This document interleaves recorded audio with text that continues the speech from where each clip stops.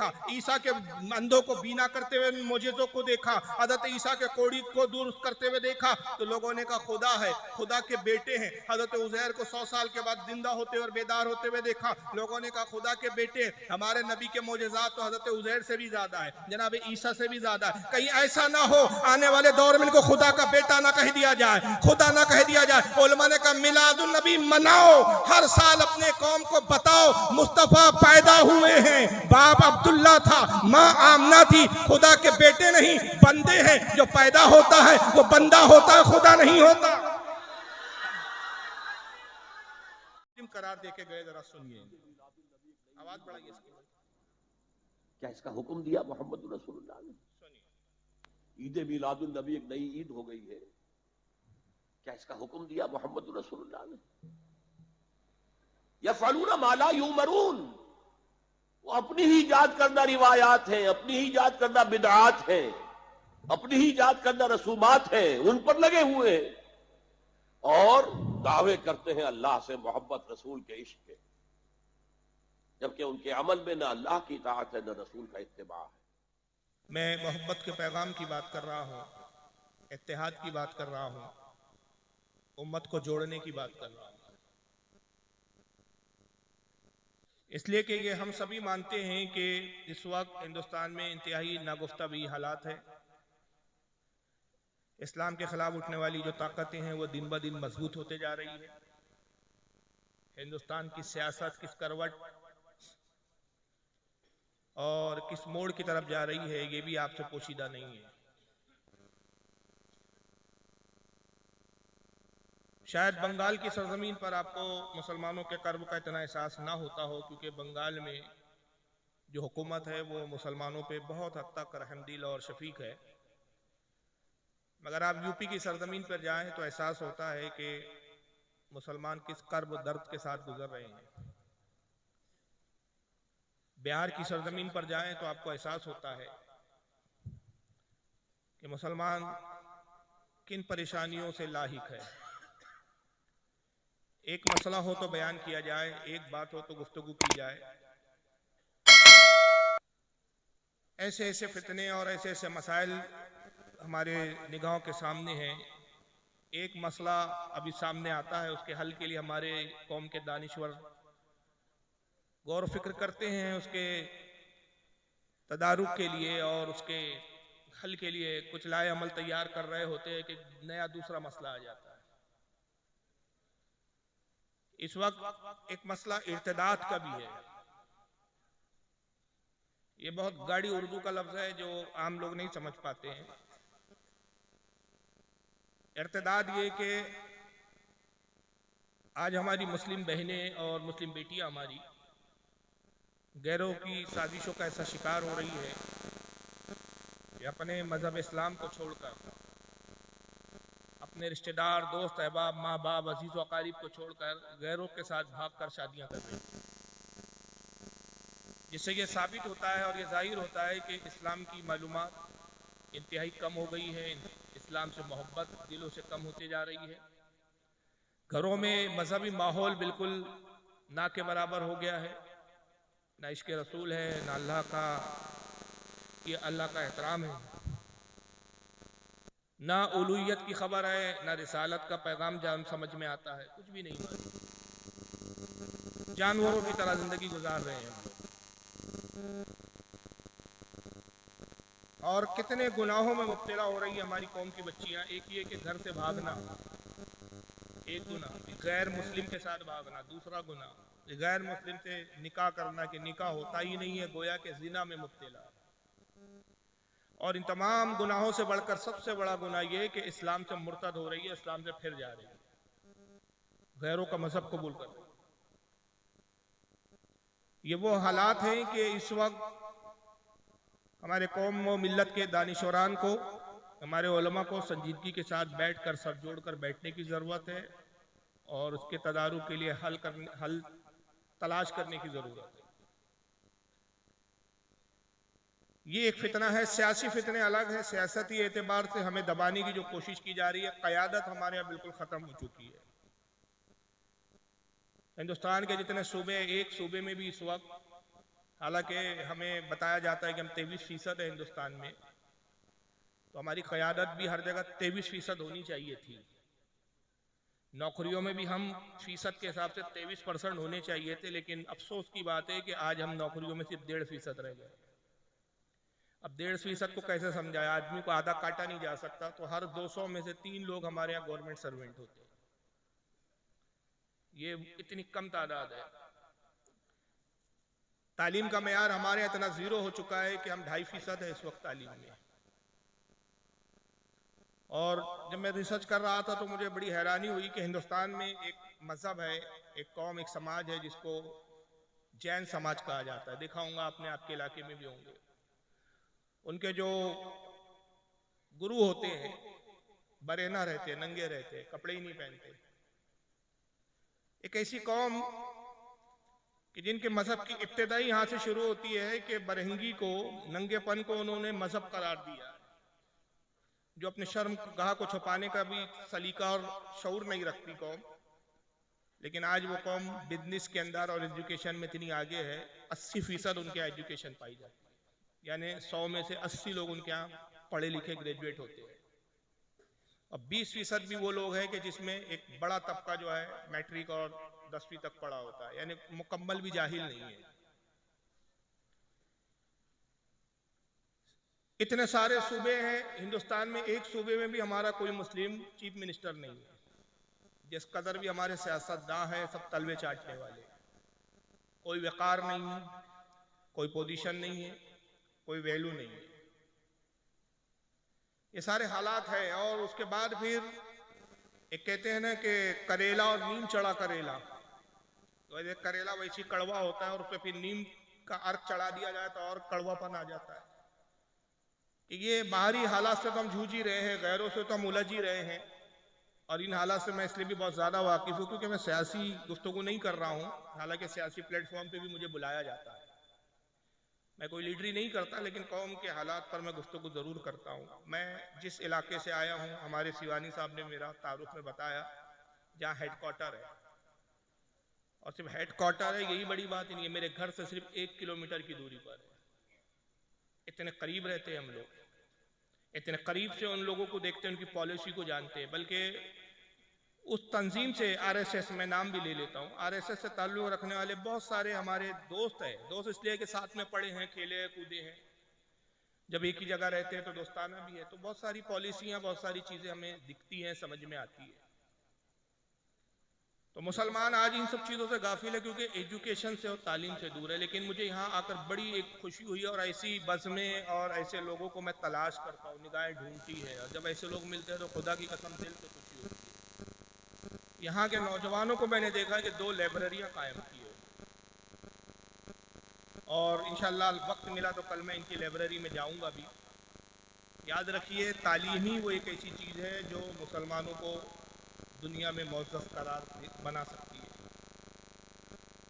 हमारे नबी ने जिस कदर तालीम पर जोर दिया, किसी चीज़ पर जोर नहीं दिया। तालीम ही इंसान को हकीकी मायनों में इंसान बनाती है, तालीम ही सही मायनों में सोचने का और करने के फिक्र और आगाही अता करती है।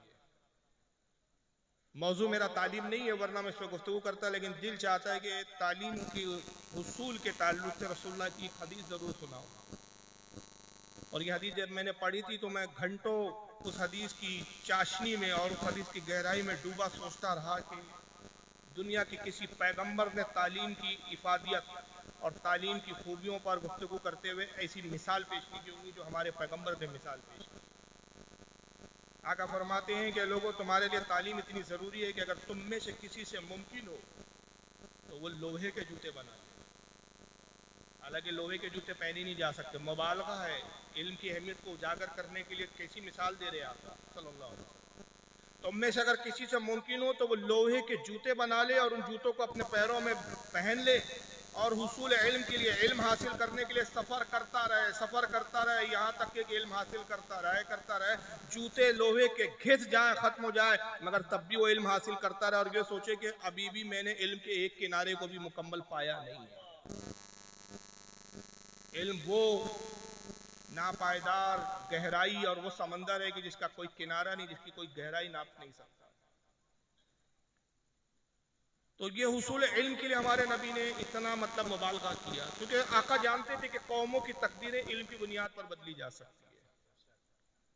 काबिल मुबारकबाद है हमारे नौजवान जिन्होंने लाइब्रेरी का एहतमाम किया है। और गुजारिश करूंगा मैं आज कि लाइब्रेरी इसलिए नहीं बनाई गई कि सिर्फ शो के लिए है कि किताबें रखी है, भी आप लोगों के लिए कि आप जाएं, पढ़ें, अपने दानिश्वर, अपने उलमा और अपने कौम के अहले कलम की जो अफकार और नज़रियात है, जो उन्होंने कलम के जरिए किरतास पर सबक कर दिया है, उसको पढ़े ताकि हमारी भी सोच जो है कुछ तब्दीली आए।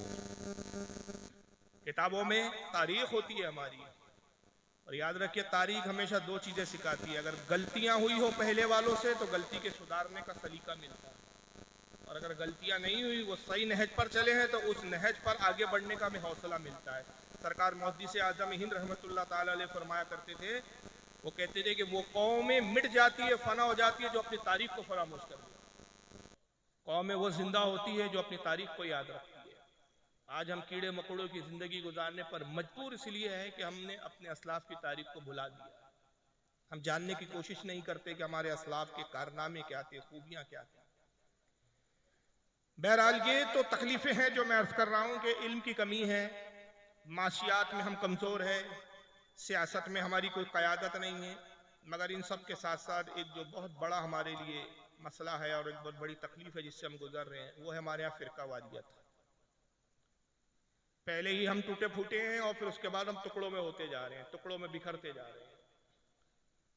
जो कौम बिखरती है कमजोर हो जाती है। जाहिर सी बात है, कुंबे में जब मिलकर रहते हैं कुंबा मजबूत होता है। एक बस्ती में इत्तेहाद हो बस्ती मजबूत होती है, एक मुल्क में इत्तेहाद हो मुल्क मजबूत होता है। अगर मुल्क में इंतशार हो मुल्क कमजोर हो जाता है, बस्ती में इंतशार हो बस्ती कमजोर हो जाती है, घर में इंतशार हो खानदान बिखर जाते हैं।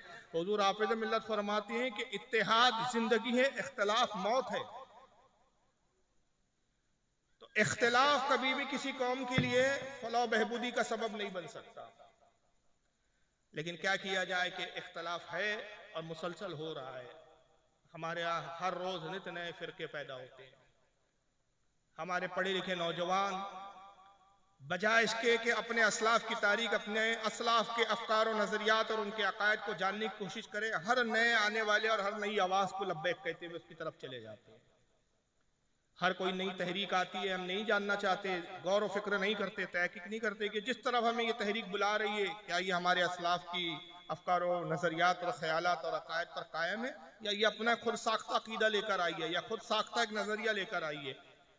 और जिस नज़रिया और जिस अकायद की तरफ हमें बुलाया जा रहा है, हम उसकी तरफ बगैर सोचे समझे लब्बैक कह के उसकी तरफ जा रहे हैं। तो कहीं ऐसा तो नहीं कि हम फिरकों में बट रहे हैं, अपनी कौम को भी कमजोर कर रहे हैं, अपने समाज को भी कमजोर कर रहे हैं, अपने मजहब को भी कमजोर कर रहे हैं, और साथ ही हम अपनी आखिरत को भी तबाह कर रहे हैं।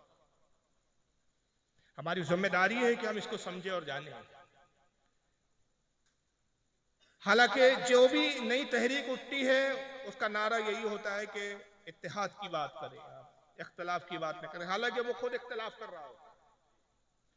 बिल्कुल ऐसी मिसाल है हमारे सामने कि एक घर में 4 बच्चे रहते हैं, 4 लड़के रहते हैं, 2 माँ बाप है। एक लड़का शादी करता है, घर छोड़ के बीवी के साथ बाहर निकल जाता है। फिर दूसरा लड़का शादी करता है, अपनी बीवी और बच्चों के साथ माँ बाप को छोड़कर घर से बाहर निकल जाता है। तीसरा लड़का शादी करता है, माँ बाप को छोड़कर बाहर निकल जाता है। एक चौथा लड़का है जो अपने माँ बाप खुद से जुड़ा हुआ है, माँ बाप की खिदमत करता है, वो वफादार है अपने वालिदैन का। बीवी आने के बाद भी उसने अपने वालिदैन को नहीं छोड़ा, उनकी खिदमत को फरामोश नहीं किया। लेकिन वो जो 3 लोग जो अपने माँ बाप से इख्तिलाफ करके बाहर हो गए हैं, अजीब तुरफा तमाशा होता है कि बाहर घर से निकलने के बाद, खानदान से इख्तिलाफ के बाद, वालिदैन को छोड़ने के बाद बाहर निकल के ऐलान करते हैं कि इत्तेहाद की बात की जाए, मोहब्बत की बात की जाए, जोड़ने की बात की जाए। भाई अगर आप जोड़ने वाले हैं और जोड़ने को पसंद करते हैं तो आप निकले क्यों है, गए क्यों है? आपका बाहर जाना इस बात की दलील है कि आप इत्तेहाद के दिलदादा नहीं, इख्तिलाफ के दिलदादा है। आज हमारी दावत है, हम अहले सुन्नत आपको दावत देते हैं कि उस तरफ लौट आइए जो हमारी कदीम तहजीब है, जो हमारे कदीम अकायद है, जो हमारा कदीम मजहब है। हर नए अफकार, हर नए मज़ाहिब, हर नई फिक्र ये हमें रसूल से दूर करती है, इस्लाम से दूर करती है। हम जितना पीछे जाएंगे रसूलुल्लाह से उतने करीब होते जाएंगे। हुजूर से अगर कोई चीज करीब करने वाली है तो हमारे बुजुर्गान दीन और हमारे इस्लाफ है, क्योंकि उन्होंने ही रसूल से लिया और हम तक पहुंचाया है। अब हमें रसूल तक पहुंचना है तो उन्हीं के जरिए हमें पहुंचना पड़ेगा। उस जरिए को छोड़कर हम रसूल तक नहीं पहुंच सकते। तो आज मेरी दावत है कि जहां से आप गलत फहमियों में निकल गए हैं, हमारी दावत है कि आज आप लौट आइए। आज वक्त है कि घर वापसी कर लीजिए। ऐसा ना हो कि वक्त गुजर जाए और फिर जब कब्र में आंख खोले तो अफसोस हो कि हाय अफसोस, मैंने मजहब हक को छोड़कर किस बातिल फिरके को इख्तियार कर लिया था। लेकिन उन हजरात से जब हम पूछते हैं कि भाई आपने अहले सुन्नत को क्यों छोड़ा, क्यों आप अलैदा हो गए, क्यों अपने आप को अहले हदीस कहने लगे आप, क्यों अपने आप को देवबंदी कहने लगे आप, क्यों अपने आप को अहले तशय्युअ शिया कहने लगे आप, क्यों अपने आप को खारजी और नेचरी कहने लगे आप, क्यों अपने आप को दूसरे नाम से नामजद करने लगे आप, क्या खराबी है अहले सुन्नत व जमात में? तो उनको वर्गलाया जाता है क्योंकि उनका अपना जाती मुताल्ला नहीं होता, अपनी तहकीक नहीं होती। कुछ ऐसे सफेद पोश लोग जिनकी दाढ़ियां बड़ी होती है, जिनके सरों पर अच्छी टोपियां, खूबसूरत टोपियां होती है, जुब्बा होते हैं, इबा होती है, आलिम फाजिल कहलाते हैं, बड़ी बड़ी डिग्रियां उनके पास होती हैं, वो कुछ ऐसी बातें पेश कर देते हैं कि हमारा नौजवान ये समझता है कि ये आने वाला, बताने वाला, कहने वाला आलिम है, फाजिल है, बहुत काबिल है, ये गलत थोड़ी कह रहा है, ये जो बता रहा है ये सही है। आज तक असल में हम गलती पर थे। तो उस नौजवान का जवाब होता है कि मैंने अहले सुन्नत को इसलिए छोड़ा कि आज मुझे ये समझ में आया कि हम हकीकी इस्लाम पर थे ही नहीं। हम जिस मजहब पे थे वहां तो सिर्फ शिर्क व बिदात है। भाई क्या शिर्क व बिदात है? कब्रों पे जाना ये शिर्क है। हमने खुदा को छोड़कर कब्रों को पूजना शुरू कर दिया है।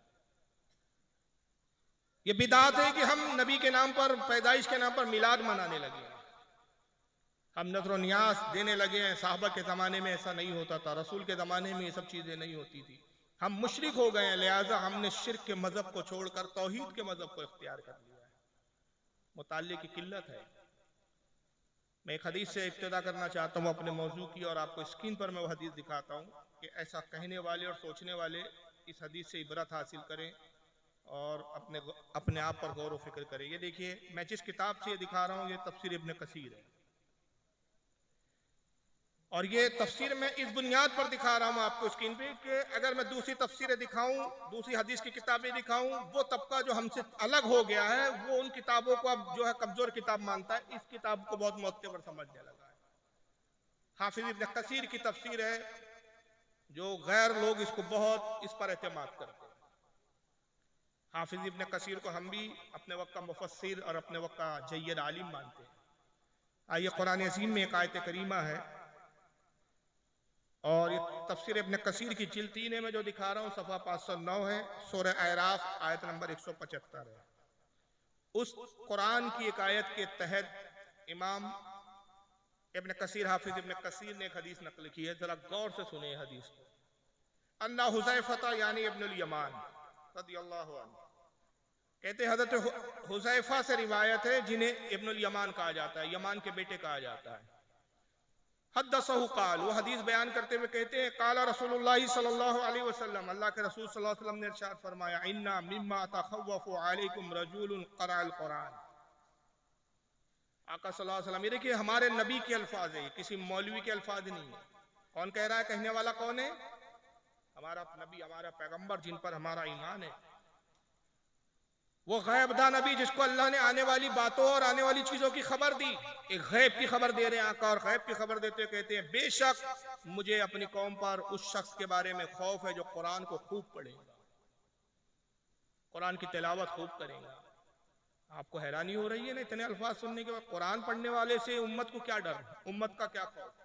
आइए उसकी हरकतें क्या होंगी आगे जरा आका कहते हैं, इन्ना मिम्मा तखव्वफु अलैकुम रजुलु क़रअल कुरान, मुझे उस शख्स का खौफ है अपनी उम्मत पर कि जो कुरान की खूब तिलावत करेंगे, हत्ता इज़ा रवियत बहजतु अलैहि, यहाँ तक कि कुरान पढ़ने की रौनक उससे, उसके चेहरे से जाहिर होंगी, उसका चेहरा गवाही देगा कि बहुत बड़ा कारी कुरान है, बहुत बड़ा कुरान का जानने वाला है। जब किरात करेगा तो लोग उसकी किरात में झूमने लगेंगे। कुरान की जब तफसीर बयान करेगा तो लोग मह हो जाएंगे, उसकी तफसीर और उसकी कुरान शनासी पर फिदा हो जाएंगे, यहाँ तक कि उसके चेहरे से कुरान की रौनक जाहिर होंगी। वकाना रिदाउल इस्लाम, और वो इस्लाम की चादर को ओढ़ ले, इस्लाम की चादर ओढ़े हुए होगा, उसको देख कर लोग कहेंगे भाई ये मुसलमान है। ये इस्लाम की निशानी है, इसको देखो तो इस्लाम समझ में आता है। ये इस्लाम को बताने वाला और समझाने वाला है। मगर आगे फरमाते इतारहु इला माशाअल्लाह, मगर बस ऐसा होगा कि अल्लाह जहां चाहेगा उसको गुमराह कर देगा। कौन गुमराह होगा? कुरान पढ़ने वाला, कुरान की किरात करने वाला, जो इस्लाम की चादर ओढ़े हुए होगा, जिसका उठना बैठना इस्लाम होगा। अल्लाह जब चाहेगा उसको गुमराह फरमा देगा।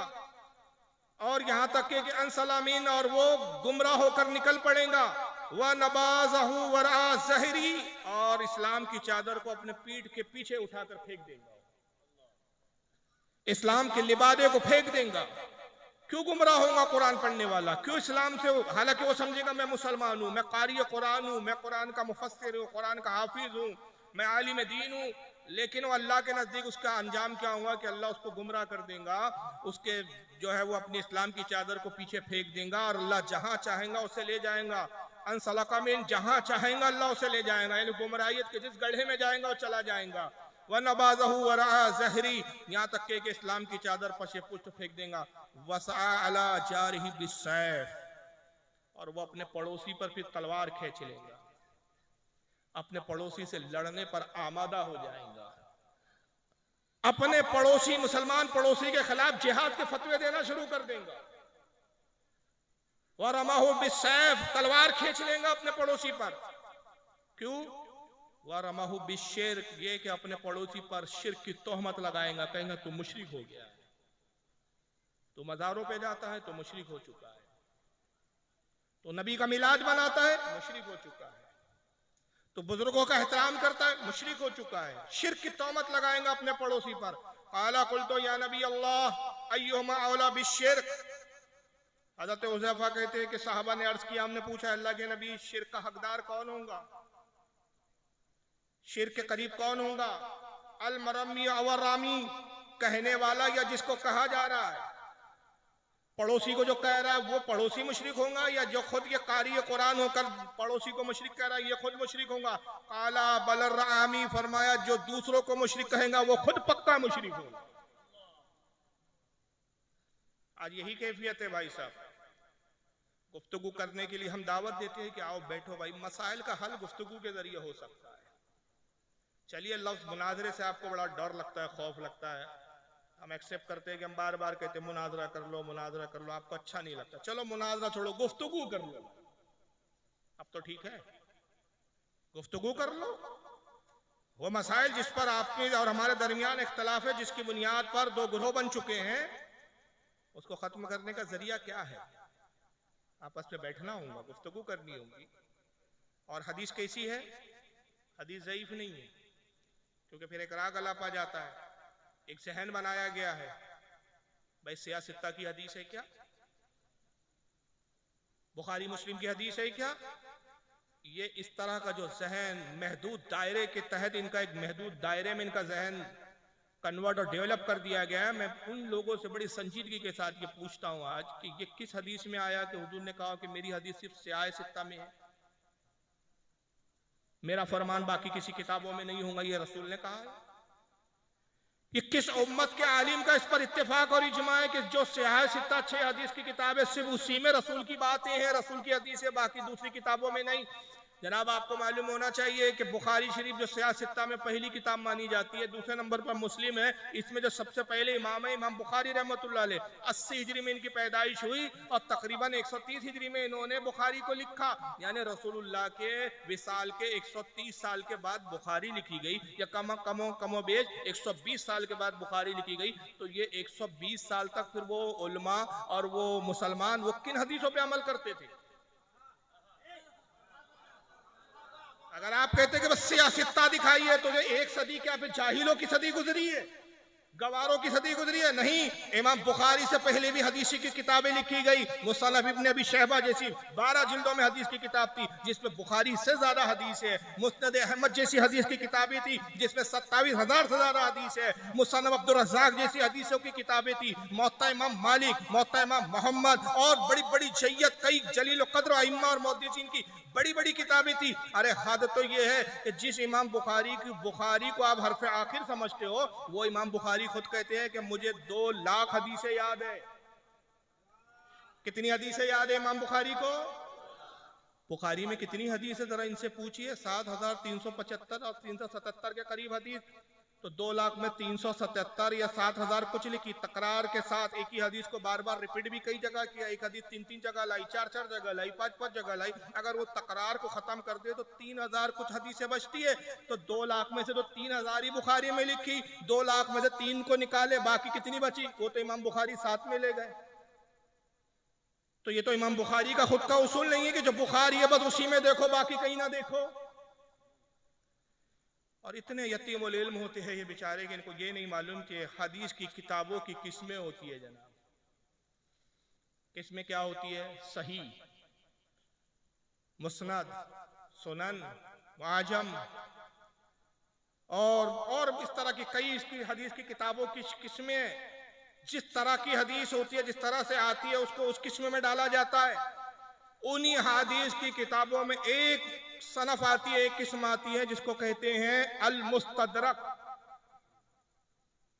इन अहले हदीसों से पूछें आप कल संजीदगी के साथ सवाल कि आपने जो महदूद दायरा बनाया कि बुखारी और मुस्लिम में ही दिखाओ, अल मुस्तदरक किस चीज का नाम है, हमें ये बताओ। अल मुस्तदरक उस हदीस की किताब को कहते हैं कि जो इमाम बुखारी और इमाम मुस्लिम की शर्त पर हदीस सही होती है, लेकिन उस हदीस को इमाम बुखारी और इमाम मुस्लिम ना लिख सके, उनकी जिंदगी ने वफा ना की, वही हदीस जब कोई दूसरा मुहद्दिस लिखता है और जो वो अपनी किताबों में उस हदीसों को जमा कर लेता है, तो उस किताब का नाम रखता है वो अल मुस्तदरक। जैसा कि इमाम हाकिम की किताब है अल मुस्तदरक अल सहीहैन, उसमें भी हदीसें सही आई है। इमाम इब्ने हिब्बान ने हदीस की किताब लिखी, उसका नाम रखा सही इब्ने हिब्बान, उसमें भी सही हदीसें आई है। इमाम इब्ने खुज़ैमा ने हदीस की किताब लिखी, उन्होंने अपनी किताब का नाम रखा सही इब्ने खुज़ैमा, उसमें भी सही हदीसें आई है। तो ऐसी कई हदीस की और भी किताबें हैं जो सही है। ये उसूल नहीं कि सिर्फ बुखारी और मुस्लिम में ही दिखाया जाए। तो इसको हाफिज इब्ने कसीर ने लिखा, तो ये कहकर आप इस हदीस को न ठुकरा दें कि भाई सियासत्ता में नहीं है। हाफिज इब्ने कसीर इस हदीस को लिख के कहते हैं हाजा इस्नादुन जय्यदुन, इस हदीस की सनद जय्यद है। जय्यद यानी आला दर्जे की सनद है, ये हदीस ज़ईफ और कमजोर नहीं है। और फिर इसको इमाम इब्ने कसीर के अलावा इसको इमाम इब्ने हिब्बान ने अपनी सही में लिखा है। इनकी भी हदीस की किताब सही है, उसकी हदीस नंबर 81 है। इमाम ताहवी रहमतुल्लाह अलैह जो अपने वक्त के बहुत बड़े मुहद्दिस, बहुत बड़े फकीह है, उनकी किताब मुश्किलुल आसार जिल्द नंबर 2 सफ़ा 324 हदीस नंबर 865 में लिखा। इमाम तबरानी ने इसको अल माजुमुल कबीर जिल्द 20 सफ़ा 88 हदीस नंबर 169-70। मुस्नदुल बज़्ज़ार में इमाम बज़्ज़ार ने लाया जिल्द 1 सफ़ा 99 हदीस नंबर 175। और इमाम बज़्ज़ार कहते हैं कि ये हदीस हसन है, ये ज़ईफ नहीं है, कमजोर नहीं है। इसको इमाम हैसमी ने मजमऊ ज़वाइद में लिखा जिल्द 1 सफ़ा 255 हदीस नंबर 890। और इमाम हैसमी कहते हैं इस्नादहु हसन, इस हदीस की सनद हसन है। मुस्तदुल शामीन में इसको लिखा, कश्फुल अस्तार में इसको लिखा। कई हदीस की किताबें जिसमें यह हदीस मौजूद आई है। और आका की ये पेशनगोई, आका फरमाते हैं कि ऐसा होगा कि कुरान पढ़ने वाला होगा, कुरान का खूब मुताला करेगा, लेकिन कुरान को समझ नहीं पाएगा, कुरान को जान नहीं पाएगा। पता चला तिलावत कुरान और है, फहम कुरान और है। तिलावत हदीस और है, फहम हदीस और है। पढ़ेगा कुरान समझ ना पाएगा, और उस गलत फहमी पर अपनी नाकिसुल अक्ली के बावजूद अपने आप को इतना बड़ा आलिम समझेगा कि अपने पड़ोसी के खिलाफ तलवार निकाल लेगा और अपने पड़ोसी के खिलाफ जिहाद करेगा। आइए, मिलादुन नबी का मौका चल रहा है ना, जरा देख लीजिए, ये उसी नक्शे कदम पर ये मौलवी साहब चल रहे हैं। हालांकि अभी हाल ही में इनका इंतकाल हुआ, हाल ही में मरे हैं, लेकिन अल्लाह जाने किस हश्र में और किस आलम में होंगे। लेकिन ये मुसलमानों को सिर्फ एक जुर्म की बुनियाद पे कितना बड़ा मुजरिम करार देके गए, जरा सुनिए। आवाज बढ़ाइए इसकी। क्या इसका हुक्म दिया मोहम्मद रसूलुल्लाह ने? ईद मिलादुन नबी एक नई ईद हो गई है, क्या इसका हुक्म दिया मोहम्मद रसूलुल्लाह ने? यफ़अलूना मा ला युमरून, वो अपनी ही इजाद करना रिवायात है, अपनी ही इजाद करना बिदआत है, अपनी ही इजाद करना रसूमात है, उन पर लगे हुए हैं और दावे करते हैं अल्लाह से मोहब्बत, रसूल के इश्क के। जबकि उनके अमल में न अल्लाह की इताअत है न रसूल का इत्तिबा है। अब जब ऐसी सूरत पैदा हो जाए तो क्या करें? फमन जाहदहुम बियदिही फहुवा मोमिनुन, तो जो मुसलमान भी उनके खिलाफ जिहाद करेगा अपने हाथ से, अपनी ताकत से, वो मोमिन होगा। वमन जाहदहु बिलिसानिही फहुवा मोमिनुन, और जो उनके खिलाफ जिहाद करेगा अपनी जबान से, वो भी मोमिन होगा। वही 3 दर्जे। वमन जाहदहुम बिक़ल्बिही फहुवा मोमिनुन, दिल से नफरत रखकर जो जिहाद करेगा बिलक़ल्ब, वो भी मोमिन होगा। फमा वरा ज़ालिका मिनल ईमान हब्बतु खरदल, इसके बाद तो ईमान राई के दाने के बराबर भी नहीं है। डॉक्टर इसरार अहमद नाम है इनका, नेट की दुनिया से जुड़े हुए नौजवान जानते होंगे इनको, सुना होगा। डॉक्टर जाकिर नाइक साहब ने अपना पीस चैनल जब शुरू करवाया था तो इनकी स्पीचें बाकायदगी के साथ वो लाई करते थे। अपने चैनल पे इनको इनवाइट भी किया, हिंदुस्तान भी आ चुके हैं जनाब, अब फिलहाल मर चुके हैं। अब एक तरफ देखिए इन जमातों का कि भाई हम इस्लाह की बात करते हैं, लोगों को इस्लाह की तरफ लेकर आ रहे हैं, लेकिन दूसरी तरफ तेवर ऐसे होते हैं कि सुन्नी मुसलमानों को सिर्फ इस बुनियाद पर मुशरिक और काफिर करार दिया जा रहा है कि वो अपने नबी की पैदाइश की खुशी का इजहार करते हैं।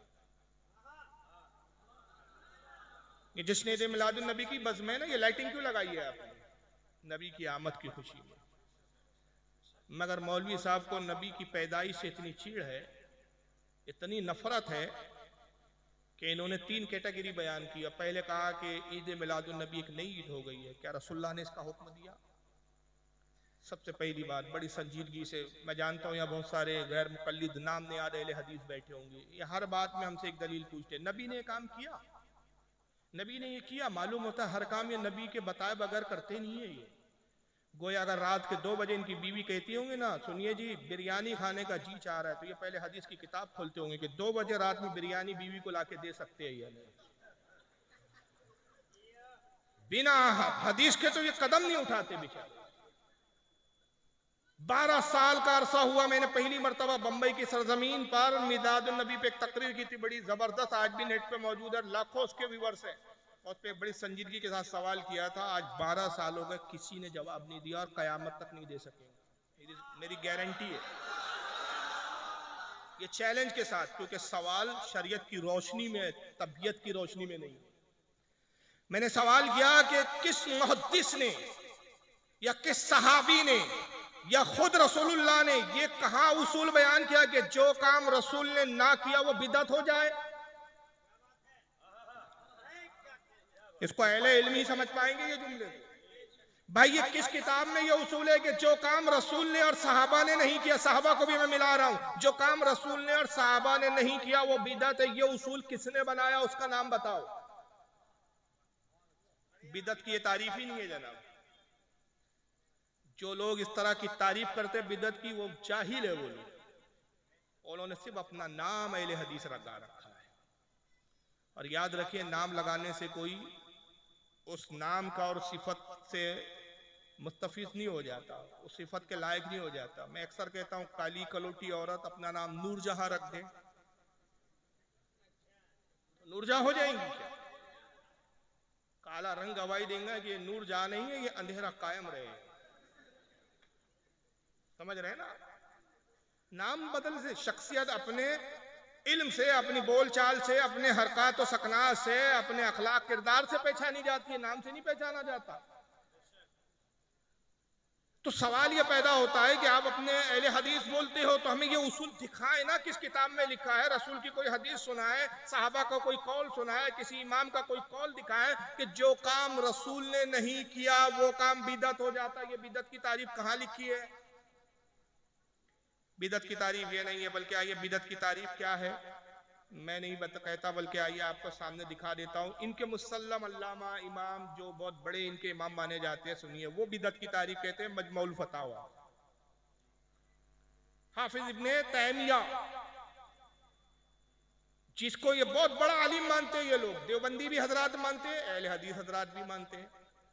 इनके मजमुउल फतावा जिल्द नंबर 18 सफ़ा नंबर 198 क्या बिदअत की तारीफ करते हैं इब्ने तैमिया साहब, जरा सुनियो। कहते हैं वल बिदअतु मा खिलाफतुल किताब व सुन्ना औ इजमा सलफुल अइम्मा मिनल एतकाद वल इबादात।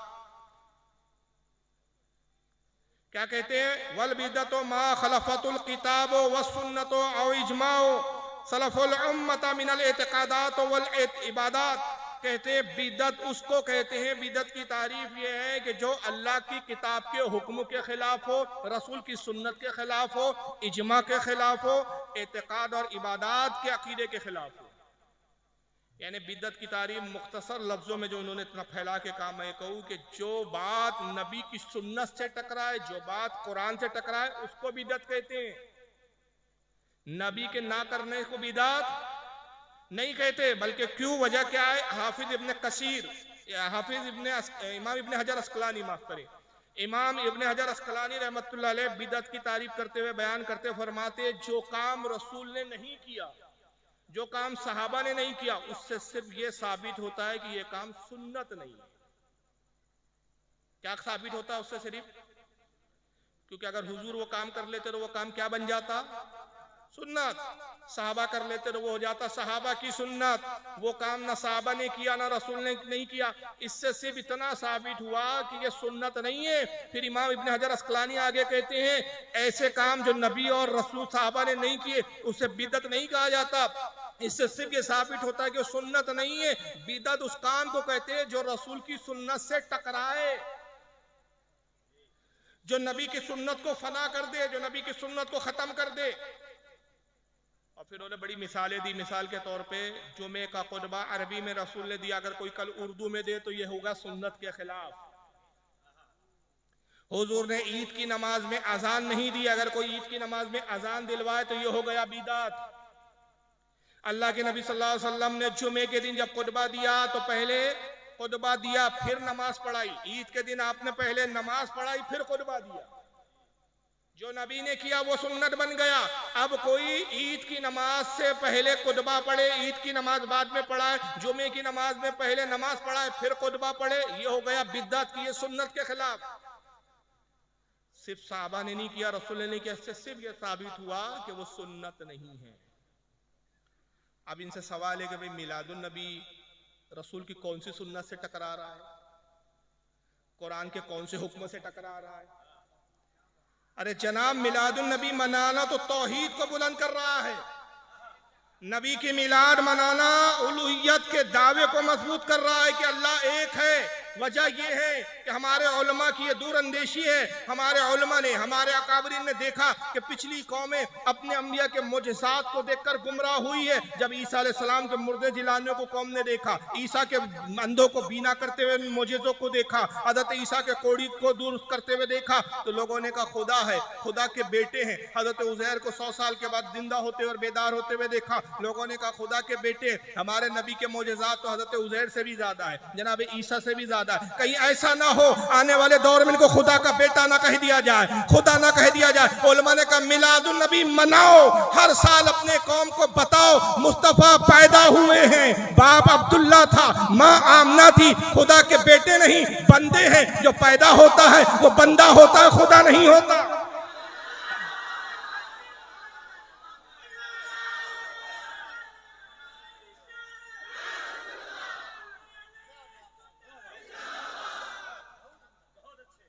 जो पैदा होता है वो बंदा होता है, खुदा हर साल याद दिलाते हैं नबी के मोजज़ात, साल भर सुनते हो, खुदा का बेटा मत समझ लो, खुदा ना समझ लो, जान लो आज पैदा हुए। खुदा वो है लम यलिद वलम यूलद, जिसने ना किसी को जना ना किसी से जना गया। ये तारीफ है खुदा की। खुदा पैदा नहीं होता, खुदा से कोई पैदा नहीं होता। तो ये तो हमने तौहीद को बुलंद किया, सुन्नत से टकराया नहीं, ये ऐन सुन्नत के तकाजे के एतबार से हुआ, ऐन रसूलुल्लाह की तबलीग के दीन के मुताबिक हुआ। तो इसको आपने कैसे बिदअत कह दिया? चलिए आइए, हो सकता है इब्ने तैमिया के बारे में आप कहते बड़ी बेशर्म कौम है, कहेंगे भाई इब्ने तैमिया पैगंबर नहीं, हम उनके कौल को नहीं मानते, इब्ने हजर अस्कलानी को नहीं मानते। अच्छा चलो, रसूल को तो मानोगे और सियासित्ता की हदीस सुन लो। अब आपको सियासित्ता का ही बहुत बुखार रहता है, तो आइए जरा सुनिए सियासित्ता में क्या है।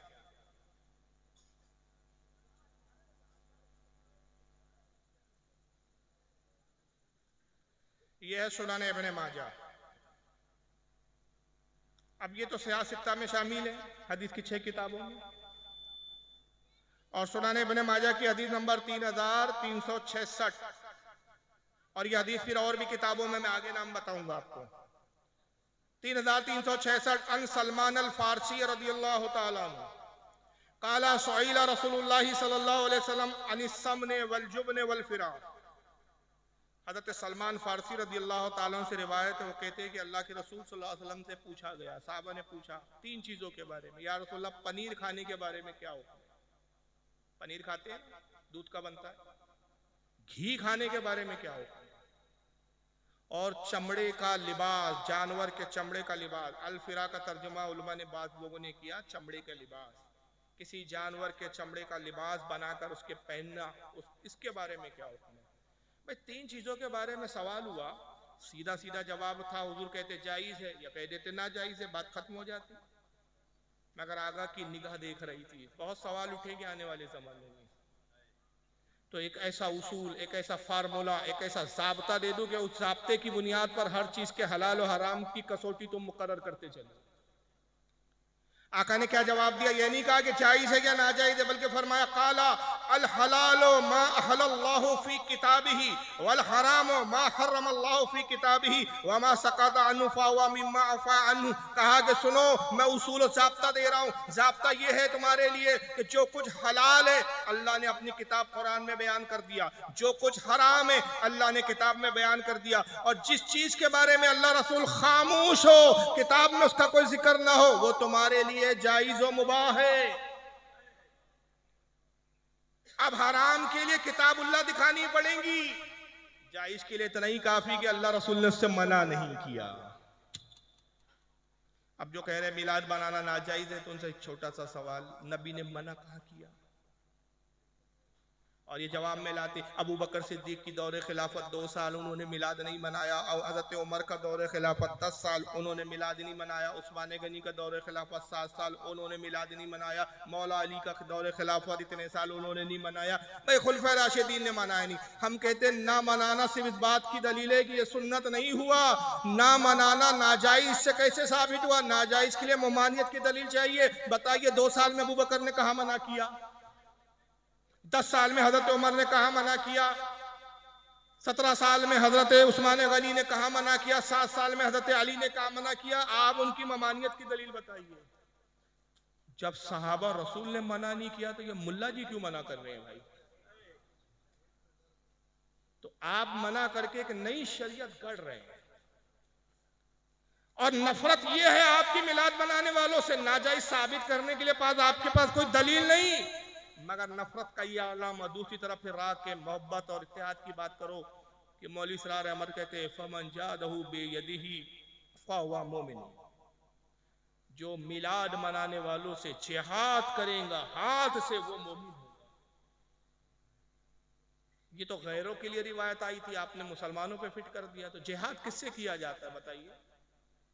बोलिए, मुसलमान लड़े तो उसको जिहाद कहा जाता है क्या? इख्तलाफ कहा जाता है, उसको जिहाद नहीं कहा जाता। जिहाद कुफ्फार और मुशरिकीन से होता है। तो माज़अल्लाह क्या मिलाद मनाना शिर्क है? तो पहले शिर्क साबित कीजिए। तो आप शिर्क तो क़यामत तक साबित नहीं कर सकते, तो रसूल के फरमान के मुताबिक आपका हश्र क्या हुआ? आका ने कहा पड़ोसी पर तलवार खींचेगा और उस पर शिर्क की तोहमत लगाएगा, मुशरिक खुद होगा। और कहते हैं कि अगर जिहाद नहीं कर सकते फमन जादहु बिलिसानिही फहुवा मोमिनुन, तो अपनी जबान से जिहाद करो, अपनी जबान से उनको बुरा भला कहो मिलाद मनाने को। और अगर जबान से भी बुरा कहने में डर लगता हो, हिम्मत ना हो, बरेलियों की तादाद ज्यादा हो, सुन्नियों की तादाद ज्यादा हो, तुम थोड़े हो, कम हो, जबान से बोलोगे तो पिट जाओगे, मार खा जाओगे, तो ऐसी सूरत में क्या करो? इसरार अहमद साहब कहते हैं फमन जादहु बिक़ल्बिही फहुवा मोमिनुन, दिल में नफरत रखो इनसे, नफरत के साथ। और अगर ये भी नहीं रख सकते तो फिर जर्रा बराबर भी आपका ईमान नहीं। हालांकि मुतालबा हमारा यह है कि मुमानियत की दलील बताइए। जायज के लिए काफी, अल्लाह रसूल ने मना नहीं किया, जायज के लिए काफी कि सुन्नत से टकराती नहीं है। मगर क्या किया जाए, बड़ी अजीब बात है कि मुमानियत की दलील नहीं है तो हदीसें गढ़ने पर आ जाते हैं। अब इन साहब को सुनिए, नाम है ब्रदर इमरान, और अगर मैं थोड़ा सा लाड़ में कह दूं तो बुरा ना माने कोई, मैं इनको सिस्टर इमरान कहता हूं। ये मुझे ब्रदर इमरान नहीं लगते। वजह यह है कि पर्दे में रहते, सामने आते नहीं। हैदराबाद 50 बार मैं गया हूं, अभी 2 बार, फिर अभी 4 दिन बाद फिर हैदराबाद जाना है मुझे। उसके 3 दिन बाद फिर हैदराबाद में प्रोग्राम है। 2 हैदराबाद के भी मुसलसल प्रोग्राम है। इससे पहले अभी 15 दिन पहले फिर हैदराबाद होके आया। जब भी मैं गया इनको चैलेंज किया, भैया आया हूं, बात तो कर लो। कहते नहीं नहीं, वो हमारी कौम हमें बिरादर इमरान बोलती है। हकीकत तो यह है कि हम सिस्टर इमरान है, पर्दे में रहते हैं, हम सामने नहीं आते। हमने 10 बाय 10 के दायरे महदूद कर रखे, उसी में से हम बातें उगलते रहते हैं। तकरीरों में हम शहर उगलते हैं, लेकिन जब बाहर आते हैं तो हम मोहब्बत की बात करते हैं, इत्तेहाद की बात करते हैं। फिर हम ये कहते हैं हिंदुस्तान के हालात खराब है, मुसलमानों में इत्तेहाद की जरूरत है। अब जरा इन साहब ने देखिए हदीस पाक सुनाई है, क्या ये हदीस आपने सुनी है? जरा कभी बताइए, सुनिए। अच्छा, क़यामत का दिन वाक़ हो गया, समझो क़यामत कायम हो गई। अब अल्लाह ताला बोले अच्छा चलो कौन कौन है मिलाद मनाए? तो हम पूरे मनाए, हम पूरे अल्लाह मनाए मनाए मनाए।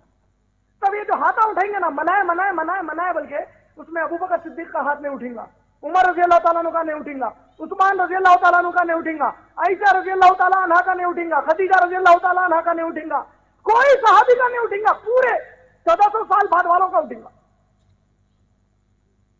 अल्लाह ताला बोलेंगे अरे तुम लोग क्यों मनाए? अल्लाह हमारे नबी से मोहब्बत थी, आशिक रसूल थे, मनाए। अच्छा ऐसा, अच्छा अबू बकर तुम क्यों नहीं मनाए? क्या है कि अल्लाह माफ कर दो, बोलेंगे क्या कर रहे तुम लोग? अल्लाह पलट के बोलेगा कमबख्तो, मेरे नबी के सहाबा जो नहीं किया वो तुम क्यों किए? ये पूरी क्लिप आपने सुन ली, लेकिन मेरे ख्याल से बात एक भी पकड़ नहीं पाए आप, क्योंकि इनकी बदअकीदगी को पकड़ना ये भी एक हुनर है और ये सबको नहीं मिलता। ये अल्लाह की तौफीक जिसके साथ होती है ना, जिससे अल्लाह जिससे काम लेना चाहे उसको ये सलाहियत दे देता है। सब आलत का सदका है भाई, हमारी कोई हैसियत नहीं। आपने सुन लिया कि कुछ भी नहीं पकड़ पाए। मैं अभी एक एक लफ्ज़ पर तबसरा करूंगा तो इनकी जहालत आश्कार होंगी आप पर। यह कहते हैं कि क़यामत का दिन होगा, अल्लाह ताला फरमाएगा मिलाद कौन कौन मनाए। ये किस हदीस में आया? पहला सवाल बुखारी में है, मुस्लिम में है, तिरमिजी में है, अबू दाऊद में है, नसाई में है, इब्ने माजा में है, कौन सी किताब में? सियासता छोड़ो, दुनिया ज़खायर हदीस की किसी एक ज़ईफ से ज़ईफ किताब में भी दिखा दो कि किस हदीस में आया कि क़यामत के दिन होगा और अल्लाह पूछेगा कौन कौन मिलाद बना कर आया। किस हदीस में आया? अल्लाह पूछेगा। आपको हिलाम हुआ? जिब्रील ने आके बताया आपको? अहले हदीस, इस तरह अहले हदीस बनते हो तुम लोग और इल्जाम हम पे लगाते हो कि हम हदीस को नहीं मानते। हम हदीस को मानते, तबियत को नहीं मानते। तुम तबियत को हदीस बताते हो, हम हदीस को हदीस कहते हैं। और याद रखिए हम अहले सुन्नत है, अहले हदीस नहीं। बड़ा फर्क है अहले सुन्नत और अहले हदीस होने में। सुन्नत हुआ जो नबी से साबित हो, हदीस तो झूठी भी हुआ करती है, हदीस तो ज़ईफ भी हुआ करती है, मगर सुन्नत जो है वो न कभी ज़ईफ होती है न कभी झूठी होती है। जो काम मेरे आका ने कर दिया वो सुन्नत है, और जो आका ने कर दिया ना वो झूठा है ना वो ज़ईफ है। हदीस तो झूठी भी हो सकती है, जैसे आपका मौलवी हदीस झूठी गढ़ रहा है, और गढ़ने का भी तरीका नहीं है। पहले के जो गढ़ने वाले थे तो वो भी ऐसे ही गढ़ते थे कि मुहद्दिसीन को भी चकरा जाते थे। मुहद्दिसीन को भी बड़ी मेहनत लगती थी पता करने में कि हदीस सही है क्या नहीं है। एक एक रावी को खंगालना पड़ता था। यहां तो रावी की जरूरत ही नहीं है, पहले रावी तुम हो, आखिरी रावी भी तुम हो, मुस्तनद तो हो नहीं तुम। और गढ़ने में भी कितने कुफरियात बकाए, कुफ्र बकाए इस शख्स ने, कुफ्र। आपने ध्यान नहीं दिया, कुफ्र बका भी मैं बताऊंगा कैसे कुफ्र बकाए इसने। और ये तौहीद का डंडा लेकर घूम रहे कि हम तौहीद वाले, हम तौहीद वाले। ये तौहीद वाले नहीं है, खुदा की कसम। मैं तो ये भी चैलेंज करता हूं इनको कि सिर्फ तौहीद शिर्क पर मौजू रखकर मुनाजरा कर लो। खुदा की कसम उस मुनाजरे में तुम्हें अगर मुशरिक साबित ना कर दो तो तकरीर करना छोड़ दो, तुम्हें मुशरिक साबित कर दो कि कितने बड़े बड़े शिर्क तुम्हारे अपने यहाँ पनप रहे हैं। तो ये कहते हैं कि क़यामत के दिन अल्लाह पूछेगा कौन कौन मिलाद बनाए, हाथ उठाओ। क्या कहेंगे? अल्लाह हाथ उठाओ। कौन कौन मिलाद बनाए? तो ये सब हाथा उठेंगे। वो हैदराबादी लहजे में कह रहे हाथा उठेंगे, अल्लाह मना, अल्लाह मना। अबू बकर सिद्दीक का हाथ नहीं उठेगा, उमर फारूक का नहीं उठेगा, उस्मान गनी का नहीं उठेगा। अब यहाँ रुक रहा हूं मैं, आपसे एक सवाल। अब ये मौजूद ये बात समझाने के लिए एक प्रैक्टिकली मिसाल दे रहा हूं। भाई जो खाना खाकर आए हैं वो हाथ उठाएं। जो खाना खाकर आए हैं जलसे में। कुछ लोग हैं जो अभी खाना नहीं खाए हैं, भूखे हैं, कुछ लोग जाके खाएंगे। अंदाजा हुआ कि मजमे में कितने लोग खाकर आए हैं खाना। अच्छा, अब जो गोश्त खाकर आए हैं वो हाथ उठाएं। गोश्त वाले बड़े कम है। आप कहेंगे यार फारूक साहब कहाँ बहक गए आप, ये गोश्त और खाने में कहाँ उलझ गए? अब भी आपके समझ में आ जाएगा मसला बड़ी आसानी से। देखिए, मैं इंसान हूं, मुझे इल्म नहीं, मैं इल्म गैब नहीं जानता। मैंने कहा कौन खा खा के आया है, खाना खा के हाथ उठाओ। हाथ उठे तो पता चला खाकर आए हैं कितने लोग और कितने लोग नहीं। मैंने कहा कौन कितने लोग हैं जो गोश्त खाकर आए? हाथ उठाया तो पता चला कितने लोग गोश्त खाकर आए हैं। क्या खुदा माज़अल्लाह इतना बेइल्म है, उसको पता नहीं कौन मिलाद मना के? हाथ उठाओ।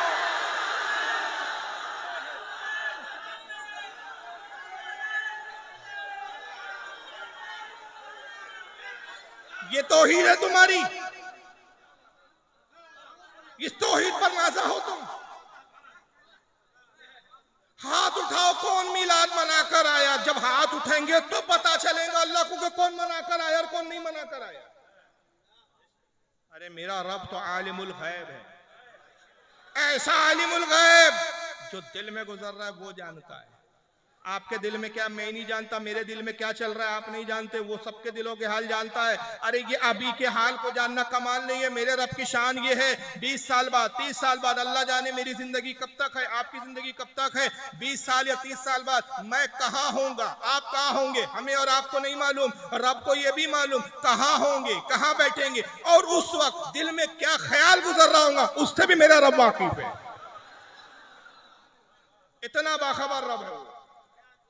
ये है हमारी तौहीद, ये है तुम्हारी तौहीद। हाथा उठाओ, कौन कौन मिलाद मना कर आए? तो सारे बरेलवी सुन्नियों के हाथ उठेगा, अबू बकर का नहीं उठेगा तो अल्लाह को तब पता चलेगा अच्छा अबू बकर ने नहीं मनाया था, उमर ने नहीं मनाया था, उस्मान गनी ने नहीं मनाया था रज़ियल्लाहु ताला। तो अल्लाह कहेगा कि जो मेरे नबी के साहबा ने काम नहीं किया, कम बख्तो, वो तुमने क्यों किया? ये अल्लाह की लैंग्वेज बता रहे, कम बख्तो। तो अल्लाह पलट कर बोलेगा। जुमले याद है कि एक बार सुनाऊं वीडियो, याद है? अल्लाह पलट कर बोलेगा कम वक्तो, अरे जाहिल मुतलक, अल्लाह के लिए ना सिमत है, ना हुदूद है, ना जहत है, ना मगरिब है, ना मशरिक है। वो सिमतों से पाक, हुदूदों से पाक, लिमिट से पाक, हदों से पाक। वो लामुतनाही, जिस्म से पाक, मादों से पाक। अबे पलटते हैं, मैं आपको देख रहा हूं पीछे क्या चल रहा है मुझे नहीं मालूम, पलटूंगा तो पीछे वालों से बाखबर होऊंगा। अब जब पलटा तो इधर बाखबर हुआ तो इधर बेखबर। हमारे रब के लिए नहीं है कि इधर पलटे तो इधर बेखबर, इधर पलटे तो इधर बेखबर। उसके लिए सिमते नहीं, जहत नहीं, वो तो सब कुछ जानता है, सिमतों का खालिक है, वो सिमतों में महदूद नहीं। इसे तौहीद कहते हैं जनाब। क्या बात करोगे तुम हमसे तौहीद पर? अल्लाह पलट कर बोलेगा कम वक्तो, जो मेरे नबी के साहबा ने नहीं किया वो तुमने क्यों किया? तो अबू बकर ये बोलेंगे अल्लाह माफ कर दे, गलती हो गई, हमने मिलाद नहीं मनाया। सबसे पहली बात तो इस तरह की कोई हदीस मौजूद गढ़ी तुमने, झूठ गढ़ा। अब अगर कोई चालाकी देखे नहीं साहब देखिए उन्होंने लफ्ज हदीस कहीं इस्तेमाल नहीं किया, हालांकि जिस ज़िम्न में जिस अंदाजे बता रहे उसको हदीस ही कहा जाएगा। जिस बिल्कुल फराग दिली के साथ और जिस तसलसल के साथ आप बता रहे हैं गोया वाक़या नकल कर रहे हैं आप, क्या ऐसा होगा? अब अगर कोई ये तावील करे कि नहीं साहब उन्होंने एक मिसाल दी है कि ऐसा हुआ, तो हालांकि उसने बोला नहीं, मिसाल लफ्ज इस्तेमाल नहीं किया, चलो मैं आपकी ये तावील कबूल कर लेता हूं। मगर इसी तावील पर आप ही के अकीदे की बुनियाद पर, मेरा अकीदा नहीं है, माफ करना, मैं इस अकीदे से बेजार, आपके अकीदे पर एतमाम हुज्जत के लिए मैं आप ही के लबुल लहजा में कहता हूं कि अगर ऐसा होगा और ऐसा हो सकता है या बिल फर्ज ऐसा हो, तो बिल फर्ज ऐसा भी तो हो सकता है अल्लाह पूछे कौन कौन तबलीगी में जमात में गया था, हाथ उठाओ। तो सारे तबलची और तबलीगियों के हाथ उठेंगे, अल्लाह हम 4 चिल्ले, 2 चिल्ले, 5 चिल्ले, 3 चिल्ले, अल्लाह हम देते। अबू बकर का हाथ नहीं उठेगा, उमर का हाथ नहीं उठेगा, उस्मान गनी का हाथ नहीं। ए लोगों तुम क्यों नहीं, क्या करे अल्लाह, तबलीगी जमात थी नहीं हमारे जमाने में।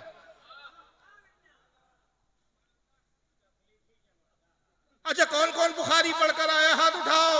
सारे अहले हदीसों के हाथ उठाएंगे, अल्लाह बुखारी हमने पढ़ी, बुखारी बुखारी बुखारी। अबू बकर का हाथ नहीं उठेगा, उस्मान गनी का हाथ नहीं उठेगा, हजरत उमर का, हजरत अली का, किसी का हाथ नहीं उठेगा साहबा में। क्यों, तुमने क्यों नहीं हाथ डाला? क्या करे अल्लाह, हमारे जमाने में बुखारी थी ही नहीं, हम तो बगैर बुखारी के अमल करते। तो ये इस तरह की बकवासात से ये मिलाद को नाजायज और हराम करार देने पे तुले हुए। एक भी सही इनके पास न रिवायत है, न एक भी सही किसी आलिम और मोतमद इमाम का कोई कौल है कि किसी ने, इमाम ने कहा हो कम से कम कि भाई मिलाद मनाना बिदअत है। हम तो अइम्मा को देखते हैं तो इमाम इब्न जौजी, इमाम अहमद इब्न हम्बल, इमाम मोहम्मद इब्न मोहम्मद जजरी, बड़े बड़े यहाँ से वहाँ तक कई इमाम, इमाम कस्तलानी, हजरत इमाम जुरकानी, बड़े बड़े इमाम एक बात लिखते हुए आ रहे, तसलसल के साथ लिख रहे, हत्ता के हैरानी होंगी आपको, मोहम्मद इब्न अब्दुल वहाब नजदी का बेटा, सगा बेटा, जिसका नाम अब्दुल्ला है, उसकी अरबी जबान में किताब अरब से रियाद से छपी, मेरे पास ओरिजिनल किताब मौजूद है जिसका नाम मुख्तसर सीरतुर रसूल। उसके अंदर अब्दुल्ला बिन मोहम्मद बिन अब्दुल वहाब नजदी भी लिखता है कि अल्लाह के नबी जब पैदा हुए तो अबू लहब ने इशारा किया, सही बुखारी की हदीस नकल की कि अल्लाह के रसूल ने अपनी, माफ करना, अबू लहब के बाद उसकी लौंडी आई जिसका नाम सौबिया था, उसने कहा कि मेरे आका मुबारक हो, तुम्हें भतीजा पैदा हुआ है। अबू लहब ने उंगली से इशारा किया, कहा जा तू भतीजे की खुशखबरी लाई है, तू आजाद। इमाम बुखारी लिखते हैं कि उसका इंतकाल हुआ अबू लहब का, किसी ने उसको ख्वाब में देखा। इमाम इब्न हजर उसकी तशरीह बयान करते हुए कहते हैं, ख्वाब देखने वाले हुजूर के दूसरे चचा जो ईमान ला चुके थे हजरत अब्दुल्लाह इब्न अब्बास है, बाद ने कहा हजरत अब्बास है हुजूर के चचा है, बाद ने कहा अब्दुल्लाह इब्न अब्बास है हुजूर के चचा के बेटे हैं। ख्वाब देखा, पूछा अबू लहब क्या गुजरी? कहा बड़े तकलीफ में हो, तुमसे जुदा होकर कोई राहत नहीं पाई, मगर हाँ कि हुजूर जिस तारीख को, जिस दिन पैदा हुए, पीर के दिन, मैंने हुजूर के आने पर खुशी का इजहार किया, अपनी लौंडी सौबिया को आज़ाद किया, उस दिन अल्लाह मुझ पर ये तखफीफ फरमाता है, ये नमी करम फरमाता है और ये नरमी की जाती है कि ये शहादत की उंगली जिसके इशारे से मैंने लौंडी आज़ाद की थी, अपने मुंह में मैं डालता हूँ, इससे पानी निकलता है, हफ्ते भर की प्यास बुझा लेता। अब्दुल्ला बिन मोहम्मद बिन अब्दुल वहाब नजदी साहब लिखते हैं अपनी किताब सीरत मुख्तसर सीरतुर रसूल के अंदर, इमाम कस्तलानी अल माहिबुल दुनिया में, इमाम जरकानी शरुल माहिब के अंदर, इमाम मोहम्मद बिन मोहम्मद जजरी मिलादुन नबी में, अब्दुल रहमान इब्न जौजी अपनी किताब अल वफा उल वफा में, सब यहाँ से वहाँ तक इमाम अहमद इब्न हम्बल वगैरह का कौल नकल करते हुए लिखते हैं कि कहते हैं कि ऐ अजीज गौर कर, अबू लहब जो काफिर था, नबी की मिलाद मनाने पर उसको यह इनाम दिया गया, तो जो तौहीद का मानने वाला हो, जो नबी का आशिक हो, उस पर कितना इनाम और इकराम से अल्लाह नवाजेगा। तो आइम्मा तो मिलाद मनाने की तरकीब दिला रहे हैं, बशारतें सुना रहे हैं, ये अपनी अक्ल के घोड़े दिखा रहे हैं कि कयामत में ऐसा हुआ तो कैसा, फिर ऐसा हुआ तो कैसा।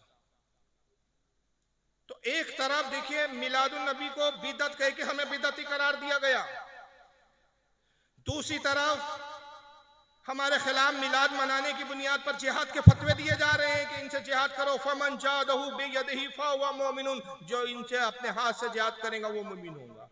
लेकिन दूसरी तरफ फिर एक दोगलापना यहाँ से शुरू हो जाता है, एक अजीब तजाद है इस फिरके में कि एक तरफ कुछ है, एक तरफ कुछ है, बात कहीं कुछ होती है, बात कुछ होती है। अब जरा इस चीज को देखते चले, अब दुरूद शरीफ पढ़े, अल्लाहुम्मा सल्ली अला।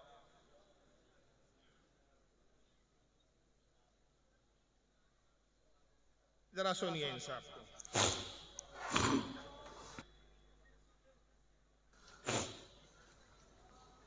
वो तुम्हें फिरकों में बांट कर गए थे या उम्मत बना कर गए थे? क्यों इस नादान खेल में अपनी जिंदगी बर्बाद करते हो? क्यों नहीं मुसलमान बन के रहते हो? इस उम्मत में इख्तिलाफ शुरू से है, हमेशा रहेगा। यहां तक ना जाओ कि एक दूसरे पर कुफ्र के फतवा। जन्नत में कौन जाएगा? ये तारिक जमील साहब का दर्द है। लेकिन ये दर्द हम सुन्नियों को सुना रहे हैं। एक दूसरे के खिलाफ इतने मत चले जाओ, एक दूसरे को काफिर कहने लग जाओ, वरना जन्नत में कौन जाएगा। तो फिर करो क्या? वो हल दूसरी क्लिप में हल बताते हैं, सुनिए। मैं तुम्हें अल्लाह उसके रसूल का वास्ता देता, उम्मत बन के रहो, मुस्लिम बन के रहो। कोई गुंजाइश, अपने अपने अकीदे पर पक्के रहो, दूसरे के लिए गुंजाइश रखो।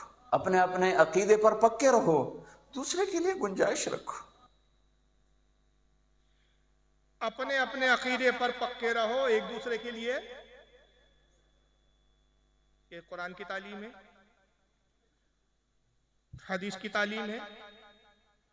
नहीं है, कतान ये तालीम नहीं, न कुरान की तालीम न हदीस की तालीम। हदीस की तालीम भी नहीं है कुरान की, बल्कि कुरान की तालीम क्या है?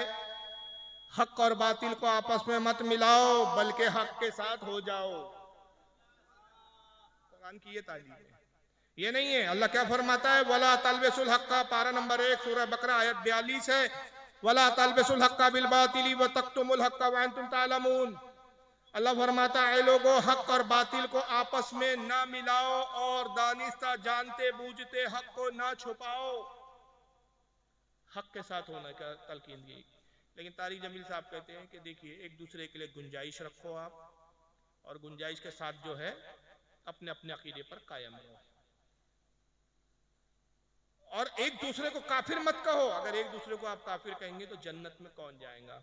तो ये तलकीन हमें करने की बजाय ये अपने फिरके को करते कि जो मिलाद की बुनियाद पर हम पे जिहाद का हुक्म दे रहा है, जो मिलाद मनाने की बुनियाद पर नौजुबिल्लाह मिन ज़ालिक हमें हमारे कत्ल के हुक्म दे रहा है, तो ये उनको तलकीन करते ना, लेकिन उनको नहीं की जाएंगी। बल्कि आइए ये दूसरा पहलू देखते चले आप।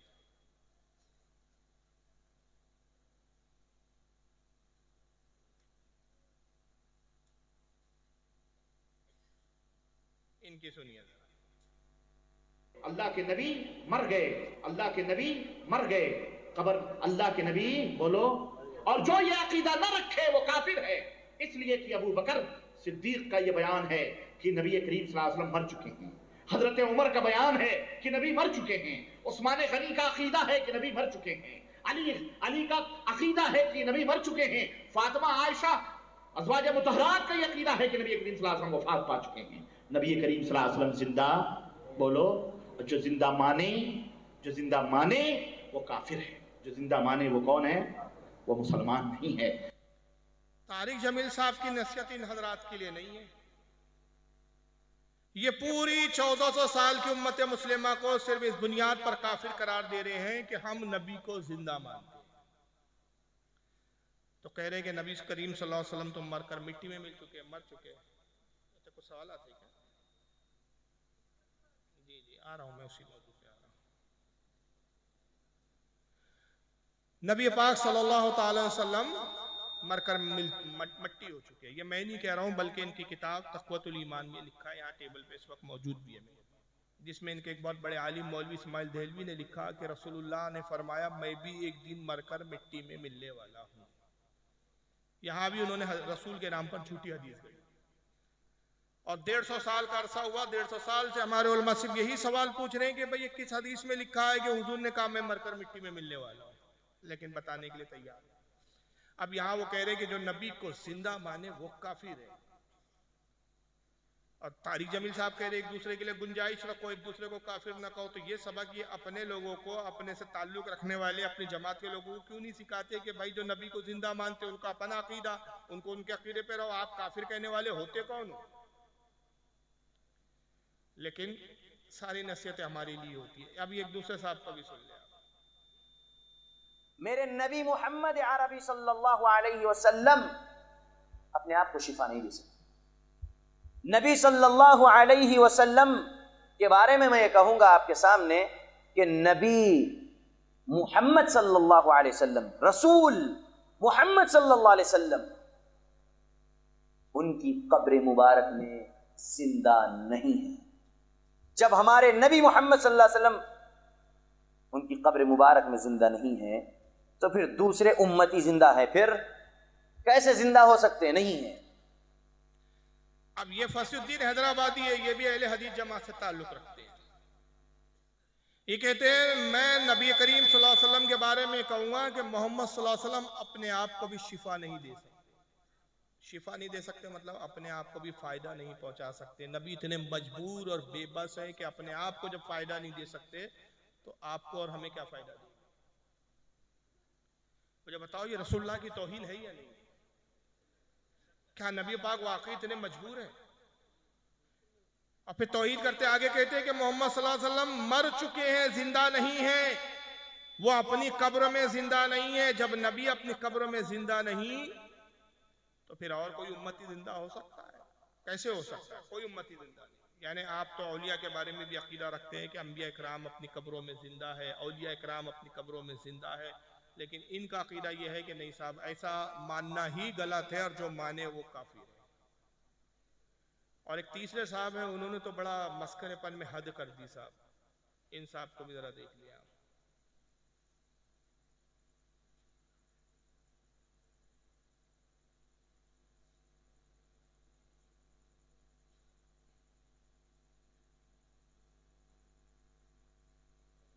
तुम उसको पुकार, अरे साहब मर गया मत कहना, तौहीन हो जाएगी। पर्दा कर गए, ये बड़ी अच्छी इस्तिलाह निकाली हमारे भाइयों ने, पर्दा कर गए। अरे पर्दा किसको कहते हैं? वो इस दुनिया से गुजर गए। अरे अल्लाह के बंदे, उसी को तो हम मौत कहते हैं। नहीं नहीं, मरे नहीं है, पर्दा कर गए। पर्दे का माना क्या हुआ? पर्दे का माना यह हुआ कि वो जिंदा है लेकिन हमारी आंखों से ओझल हो गए। हमारी आंखें इस दुनिया में देख रही हैं, हमारी आंखों से ओझल हो गए का मतलब इस दुनिया से ओझल हो गए। हाँ, इस दुनिया से ओझल हो गए। अरे उसी को तो हम कहते हैं वो दूसरी दुनिया में चले गए। नहीं नहीं नहीं, वो इस दुनिया में ओझल नहीं, पर्दा कर गए। तुम कितना ही अच्छा लक़ब ले लो, पर्दा कर गए। जिंदा हैं, बाहयात हैं, पर्दा कर गए, विसाल कर गए, वफात कर गए, कुछ भी कहो, उनको जिंदा साबित करने के लिए कितने ही अच्छे अलकाब से तुम पुकार लो, लेकिन हकीकत यह है कि जनाबे मोहम्मदुर रसूलुल्लाह इस दुनिया में मौजूद नहीं है। अगर है तो मुझे बताओ, अहले हदीस का ये गुनाहगार बंदा मोहम्मदुर रसूलुल्लाह से मिलने के लिए जाएगा, मुझे एड्रेस दो, मुझे पता बताओ कि जिंदा है तो कहां है, किस जगह है, कहां मिलेंगे, मैं जाऊंगा। मैं उनको अपने घर पे बुला के अपना गुलाम नहीं बनाऊंगा कि जब चाहो अपने घर पे बुला लो, जब चाहो 2 बजे बुला लो, मर्जी चाहे तो 12 बजे बुला लो, मर्जी चाहे तो 10 बजे बुला लो। हम उनको अपने घर पे बुलाना गवारा नहीं करेंगे। मेरा घर इस लायक नहीं कि हम आका को बुलाएं। हम उनको अपने घर पे बुलाना गवारा नहीं करेंगे। मेरा घर इस लायक नहीं कि हम आका को बुलाएं। हमें बताओ कि मेरा नबी कहां है, किस जगह है। तुम जाओ या ना जाओ, कम से कम पूरे हिंदुस्तान में भीख मांग के और चंदा करके, पूरे हिंदुस्तान में भीख मांग के और चंदा करके हम जरूर आका से मिलने के लिए जाएंगे। कि बड़े लोगों से मिला जाता है, बड़े लोगों को नौकर बना के अपने घर पे बुलाया नहीं जाता है। बताओ तो सही कि वो कहां है। बोले साहब बात तो सही है लेकिन मानेंगे नहीं। क्यों? बताओ तो सही नबी कहां है। जर्जी साहब बार बार सवाल कर रहे हैं, बताओ नबी कहां है, नबी कहां है, जिंदा है तो दिखाओ हमें, जिंदा है तो दिखाओ। ये कैसे अपने आप को अहले हदीस कहते हैं यार? इन बेचारों को ये आलिम बोलते हैं, अपने आप को मौलाना कहते हैं, इनको यही नहीं मालूम रसूलुल्लाह कहां है। आप बताइए कहां है रसूलुल्लाह? मदीना मुनव्वरा में है। और किस शान के साथ है मेरे आका? आका खुद फरमाते हैं कि मैं अपनी कब्र में हूं और अल्लाह ने ये इख्तियार दिया कि सहाबा के साथ जहां चाहे वहां सैर फरमाए। इसको इमाम स्यूती ने लिखा है शरह सुदूर के अंदर कि आका को ये इख्तियार दिया गया है कि जहां चाहे वहां आप तशरीफ ले जाएं। लेकिन ये बार बार कह रहे हैं मुझे दिखाओ कहां गए, कहां गए, कहां गए, कहां है, पता बताओ, पता बताओ। अच्छा पता बताओ, तुम जाओ या ना जाओ, मैं भीख मांग के चंदा करके मैं अपने आका से मिलने जाऊंगा। यानी वहां भी ये भीख मंगा भीख ही मांगेगा। और सुन्नियों का इश्क तो ये कहता है कि आका है पता चल जाए, आका तशरीफ लाए पता चल जाए, हम तो अपना घर बार सब कुछ बेच कर आका से मिलने चले जाए। इसलिए कि सब कुछ आका पे कुर्बान। हुजूर की जियारत करना जन्नत की जमानत, हुजूर के दीदार पे सब कुछ कुर्बान। लेकिन इन मौलवी जी का हाल ये है कि ये उस वक्त रसूल से मिलने की फिक्र कम होंगी, इनको चंदा मांगने की फिक्र में लग जाएंगे। चंदा मांगेंगे क्योंकि सारी जिंदगी सऊदीया का चंदा मांगने में गुजर रही है। लेकिन ये सारी जो मजाक हो रहा है, ये नबी की तौहीन हो रही है, नबी का मजाक उड़ा रहे हैं, ये अकीदे का मजाक। भाई अकीदे की बात है, संजीदगी से बात कीजिए, दलील से बात कीजिए, कोई हदीस पेश कीजिए। चैलेंज है इन वहाबियों को, कयामत तक का चैलेंज है कि एक हदीस ऐसी दिखा दो कि आका ने कहा कि अंबिया अपनी कब्र में मर गए, खत्म हो गए, मिट गए, फना हो गए। ये हदीसें तो हमें नहीं मिलती, बल्कि हमें क्या हदीसें मिलती है, हद तवातुर तक ये हदीस पहुंची हुई है। इमाम बहकी ने इस पर एक मुस्तकिल रिसाला लिखा जिसका नाम है हयातुल अंबिया। इमाम स्यूती ने इस मौजू पर रिसाला लिखा। बड़े बड़े इमामों ने किताब लिखी है। और ये मुतवातिर हदीस, मुस्तनद हदीस, इत्तेफाक और इजमा इस हदीस पर कि आका सल्लल्लाहु अलैहि वसल्लम इरशाद फरमाते अल अंबिया अहयाउन फी कुबूरिहिम युसल्लून, अंबिया जिंदा होते हैं और अपनी कब्र में नमाज पढ़ते हैं। एक दूसरे मकाम पे आका सल्लल्लाहु अलैहि वसल्लम इरशाद फरमाते, सही मुस्लिम की हदीस, चलो अब सियासत्ता की सुन लो, बहुत सियासत्ता का भूत रहता है तुम पे सवार। सही मुस्लिम की हदीस है, किताबुस सलाह के अंदर ये हदीस आती है। अल्लाह के नबी फरमाते मररतु अला कब्र मूसा व हुवा काइमुन युसल्ली, मैं शबे मेराज मूसा की कब्र पर आया, देखा मूसा अपनी कब्र में खड़े हैं और नमाज पढ़ रहे हैं। नमाज कैसे पढ़ रहे हैं? खड़े होकर। लेकिन इस पर मैं तशरीह बाद में करूंगा। देखिए इस पर भी गैर मुकल्लिद मौलवी लोग कैसे कैसे अटकलें लगाते हैं। जरा एक मौलवी साहब को इस ताल्लुक से आप सुनते चले। ये नहीं लाए इन्होंने फलसफा। आज की नशिस्त में हमारा सबसे पहला सवाल शेख से है कि क्या अंबिया अलैहिमुस्सलातु वस्सलाम अपने कब्रों में जिंदा हैं और वो नमाज पढ़ते हैं?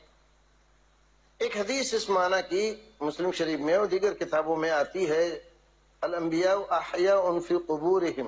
एक हदीस में रसूल अकरम सल्लल्लाहु अलैहि वसल्लम ने इरशाद फरमाया कि मैं जब मेराज की शब में गया तो मैंने देखा हजरत मूसा अलैहिस्सलातु वस्सलाम अपनी कब्र में नमाज पढ़ रहे हैं। आमतौर पर यही तर्जुमा उसका किया जाता है, अंबिया किराम अपनी कब्रों में जिंदा हैं और नमाज पढ़ते हैं।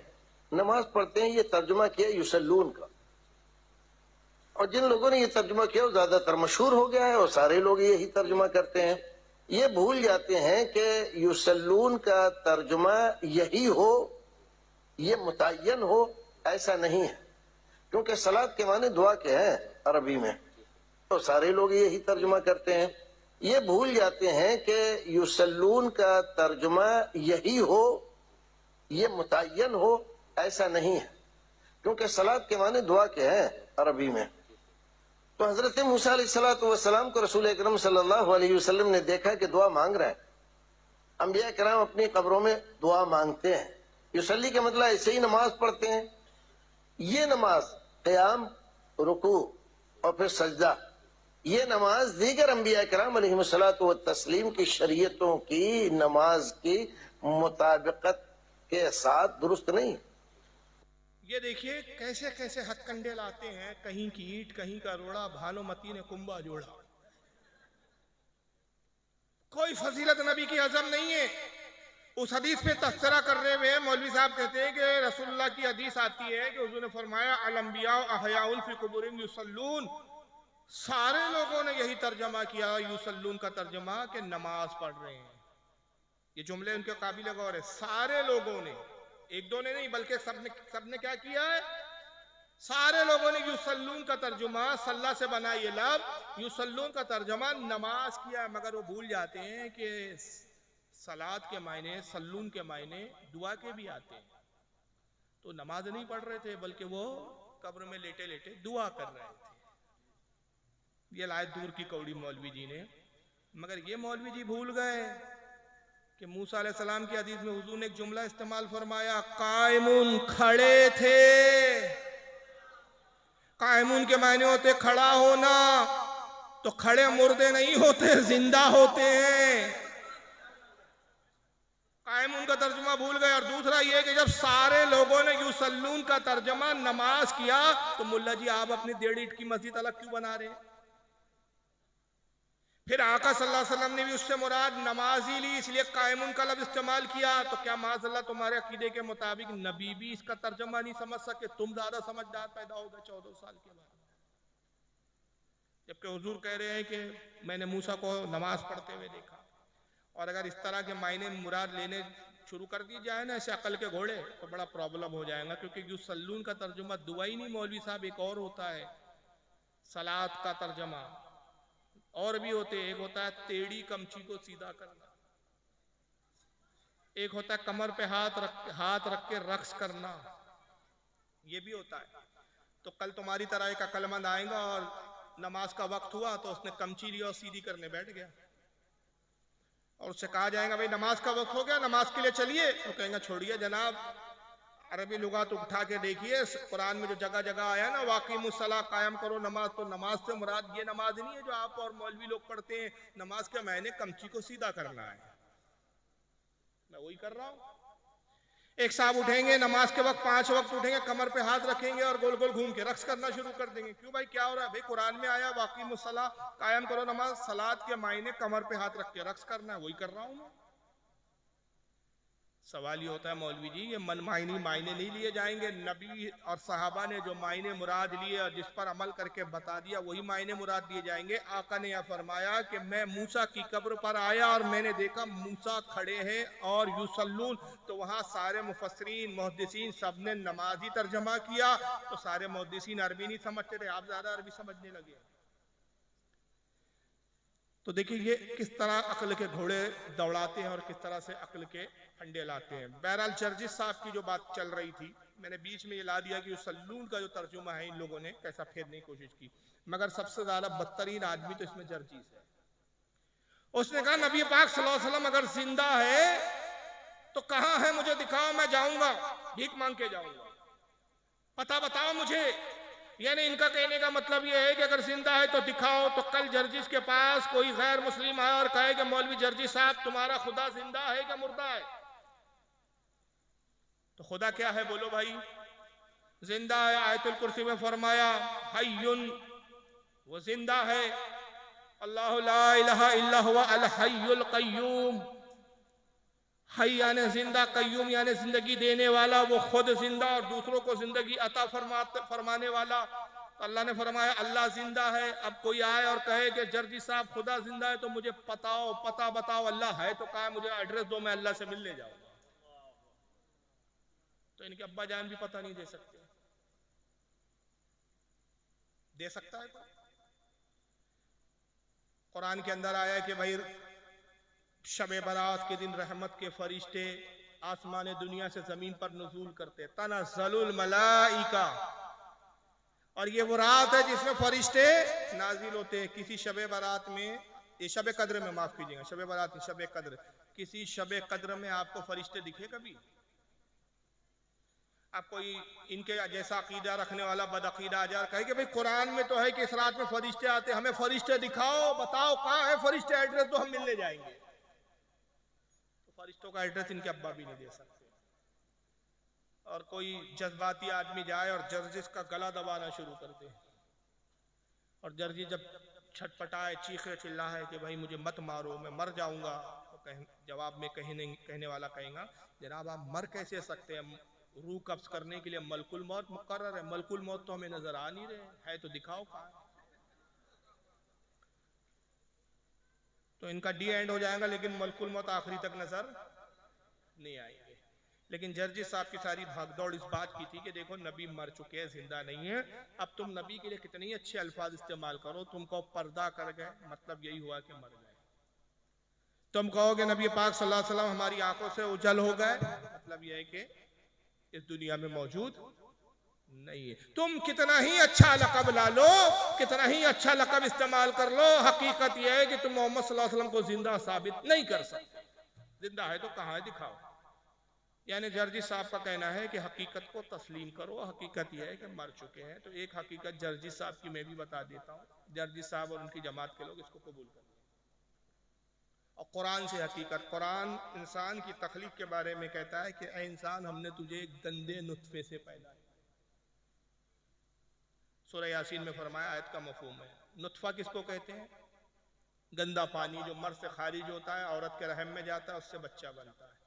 इतना गंदा पानी कपड़े पे लग जाए तो कपड़े नापाक, जिस्म से खारिज हो जाए, गुस्ल फर्ज, जब तक गुस्ल ना करे ना नमाज पढ़ सकता है, ना कुरान छू सकता है, ना कुरान पढ़ सकता है। गंदा पानी, गंदे पानी से इंसान की तखलीक हुई तो जर्जिस साहब की भी तखलीक किस चीज से हुई? गंदे पानी से, गंदे नुत्फे से।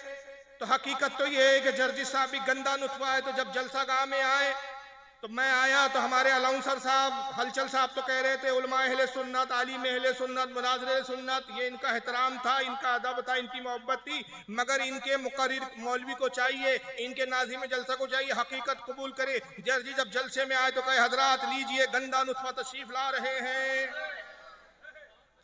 गंदा पानी आ रहे हैं, अब आपके सामने गंदा नुत्फा खिताब फरमाएंगे। अरे भाई ये मौलाना को गंदा नुत्फा क्यों कह रहे हो? अरे भाई इनको अल्लामा कहो, मौलाना कहो, हफाजुल्लाह कहो, दामद बरकातुहुल आलिया कहो, मददिल्लाह वाली कहो, हुजूर कहो, किबला कहो, काबा कहो, कुछ भी कहो, हकीकत तो ये है तो गंदा ही नुत्फा। लेकिन ये अपने मौलवी के लिए ये चीज को कबूल नहीं करे। जो चीज ये अपने मौलियों के लिए कबूल नहीं करते, नौज बिल्लाह, ये रसूलुल्लाह के लिए बेधड़क बोल देते हैं। हमारा अकीदा यह है कि रसूलुल्लाह वादे इलाही के तहत एक आन के लिए मौत से दो चार हुए। आपकी हयात वैसी है, दुनियावी हिस्सी मानी। वादे इलाही था, कुल्लो नफ्सिन ज़ायक़तुल मौत, हर नफ्स को, हर जानदार को मौत का मजा चखना है। इस वादे को पूरा किया गया। एक आन के लिए आका को मौत आई, रूह आपके जिस्म अथर में लौटा दी गई। आप अपनी रूह और जिस्म के साथ जिंदा सलाम। हम नहीं कहते, नाम इनका अहले हदीस है, हदीस ये नहीं पढ़ते, अकल के घोड़े ये दौड़ाते। इन मौलवी साहब को भी सुन लीजिए, इनका नाम भी बड़ा अजीब है। नाम ही सुनोगे तो आप जावेद अहमद घामडी, हाँ मैं मजाक नहीं उड़ा रहा हूं, घामडी जी नाम है इनका। ये देखिए अकल का घोड़ा कैसे दौड़ा रहे हैं ये। और ये उस्ताद है मिर्जा अली साहब के। मिर्जा अली जी इंजीनियर को जानते होंगे बहुत सारे लोग, उसकी भी कुछ क्लिप दिखाऊंगा मैं, कितने अकलमंद साहब है। गामडी साहब को सुनो। मरने के बाद जिंदगी सिर्फ आखिरत की है कहते हैं, और मुसलमानों में एक गिरोह बुजुर्गान दीन और औलिया की हयात का कायल है। क्या तमाम अंबिया अपनी कबूर में जिंदा हैं? ये मेरी नाकिस अकल ही का कसूर है कि ये बात कभी मेरी आज तक समझ में नहीं आई कि जो लोग ये मानते हैं वो अंबिया अलैहिमुस्सलाम के बारे में क्या तसव्वुर रखते हैं। यानी 3-4 फुट की कब्र में एक आदमी को जिंदा रखा गया, यानी 3-4 फुट की कब्र में एक आदमी को जिंदा रखा गया। ये कोई नेमत है, कोई शरफ है, कोई एजाज है, क्या चीज है? अंबिया अलैहिस्सलाम अपनी कबूर में जिंदा है। अगर आप वो बात कहें जो कुरान ने कही है कि अल्लाह ताला के साले बंदों को अल्लाह ने ये बशारत दी है, यानी जिनका मामला बिल्कुल साफ है और जाहिर है कि उनमें अंबिया उनके सरफैल हैं, कि उनके लिए बरज़ख में जहां अल्लाह ताला ने इंसानी शख्सियात को रखा हुआ है, वहां एक नौइयत की जिंदगी शुरू हो जाती है। वो जिंदगी कोई जिस्मानी जिंदगी नहीं होती, और उसमें अल्लाह ताला अपनी नेमतें इनायतें करते हैं जिस तरह के वो असल शख्सियात के साथ मामला करते हैं। तो बड़ी माकूल बात है। ये कोई एजाज है कहते मैं समझ नहीं पा रहा हूँ। लोग कहते हैं रसूलुल्लाह अपनी कब्र में जिंदा है। 4 फीट की जमीन में कोई आदमी और जिंदा ही है, ये समझ में आती है बात? 4 फीट की जमीन में कैसे कोई जिंदा हो सकता है? ये कोई एजाज है, कोई नेमत है, कोई खूबी है रसूलुल्लाह की? देखिए गुमराह कैसे किया जाता है। आदमी भी सोचे हाँ बात तो सही है यार, रसूल जिंदा और 4 फीट की जमीन में होती है कितनी कब्र? 4 फीट भी ज्यादा बोल दिया भाई, चौड़ान में 4 फीट भी नहीं होती हो, बहुत हो गया। मेरे ख्याल से 2.5 फीट 3 फीट होती है। लंबान में कद के बराबर होती है। जैसी मुर्दे की, जैसे मैयत की हाइट होती है उस हिसाब से कब्र खोदती जाती है हमारे यहाँ। तो ये अक्ल की बातें दौड़ाते हैं, फिर नाम इनका अहले हदीस होता है। हम हदीसों पे चलते हैं भाई, धोखा कैसे देते हैं, हम अहले हदीस है। 4 फीट की कब्र में नबी जिंदा है, ये कोई अक्ल में आती है? कोई नबी के लिए एजाज है, खूबी है, नेमत है? आप वो बात कहें जो अक्ल में आए। भाई हुजूर जिंदगी जो है बरज़खी जिंदगी है, बरज़ख में है आप, जहाँ जिस्म की जिंदगी नहीं है। मौलवी साहब, हर आम आदमी भी बरज़ख में जिंदा है और नबी भी वहां बरज़ख में है, तो फिर हुजूर की खुसूसियात क्या हो? और इन्होंने जनाब ने ये कब्र की 4 फीट को देखा, वो हदीस ना देखी जिसमें आका कहते हैं कि बंदा मोमिन को जब कब्र में रखा जाता है उसकी निगाह तक कब्र उसके लिए वसी कर दी जाती है। ये बंदे मोमिन की बात है और हमारे आका के लिए फिर कितनी वसी। अरे जन्नत है हुजूर की कब्र। आका खुद फरमाते हैं कि मेरी कब्र और मेरे मिंबर के दरमियान का हिस्सा जन्नत है। हुजूर की कब्र मुबारक खुद जन्नत है और जन्नत की कोई हद शुमार नहीं है, जन्नत की लिमिट ही नहीं मालूम किसी। हुजूर कह रहे मेरी कब्र खुद जन्नत के टुकड़ों में से एक टुकड़ा है। तो ये अक्ल के घोड़े देखिए कहां का ले आते हैं, जबकि सही हदीस मौजूद है, हद तवातुर तक पहुंची भी है। आइए जरा ये हदीस देख लीजिए आप। ये सुनाने इब्न माजा की हदीस है और इस पर मैं इस रिवायत की तशरीह में जो एक इमाम का कौल सुनाऊंगा तो आपकी रूह खुश हो जाएंगे। सुनाने इब्न माजा किताबुल जनाइज हदीस नंबर 1637। अन अबी दरदा रदियल्लाहु ताला अन्हु काला काला रसूलुल्लाह सल्लल्लाहु अलैहि वसल्लम। हज़रत अबू दरदा रदियल्लाहु ताला अन्हु से रिवायत है, कहते हैं कि अल्लाह के रसूल सल्लल्लाहु अलैहि वसल्लम ने इरशाद फरमाया अक्सरुस सलात अलैया यौमुल जुमा। उन्होंने कहा लोगों जुमे के दिन कसरत के साथ मुझ पर दुरूद पढ़ो। रोजाना तो पढ़ो, ये नहीं कि जुमे को पढ़ो बाकी दिन ना पढ़ो, लेकिन जुमे के दिन क्या करो, कसरत से खूब खूब दुरूद पढ़ो मुझ पर। क्यों? फ़इन्नहु मशहुदुन तशहुदुल मलाइका, इसलिए कि जुमे का वो दिन है कि इस जुमे के दिन बड़ी तादाद में फरिश्ते मेरी बारगाह में हाजिर होते हैं। जब हुजूर कब्र में जिंदा नहीं है तो फरिश्ते आके करते क्या, मिट्टी का ढेर देखने आते हैं। अगर हुजूर आलम बरज़ख में है तो मुलाकात के लिए तो बरज़ख में जाना चाहिए, कब्र पर आके क्या करते हैं, आते इसलिए कि आका कब्र मुबारक में जिंदा है, हयात है। और रोजाना कितने आते हैं। इमाम दारमी रहमतुल्लाह अलैह जो इमाम बुखारी इमाम मुस्लिम के उस्ताद है, सुनाने दारमी में नकल करते हैं सुबह 70,000 फरिश्ते आते हैं, शाम 70,000 आते हैं, रोजाना 1,40,000 फरिश्ते हुजूर की कब्र की मुबारक पर हुजूर की ज़ियारत और मुलाकात के लिए आते हैं। और एक फरिश्ता जो एक बार आएगा कयामत तक दोबारा आना नसीब नहीं होगा।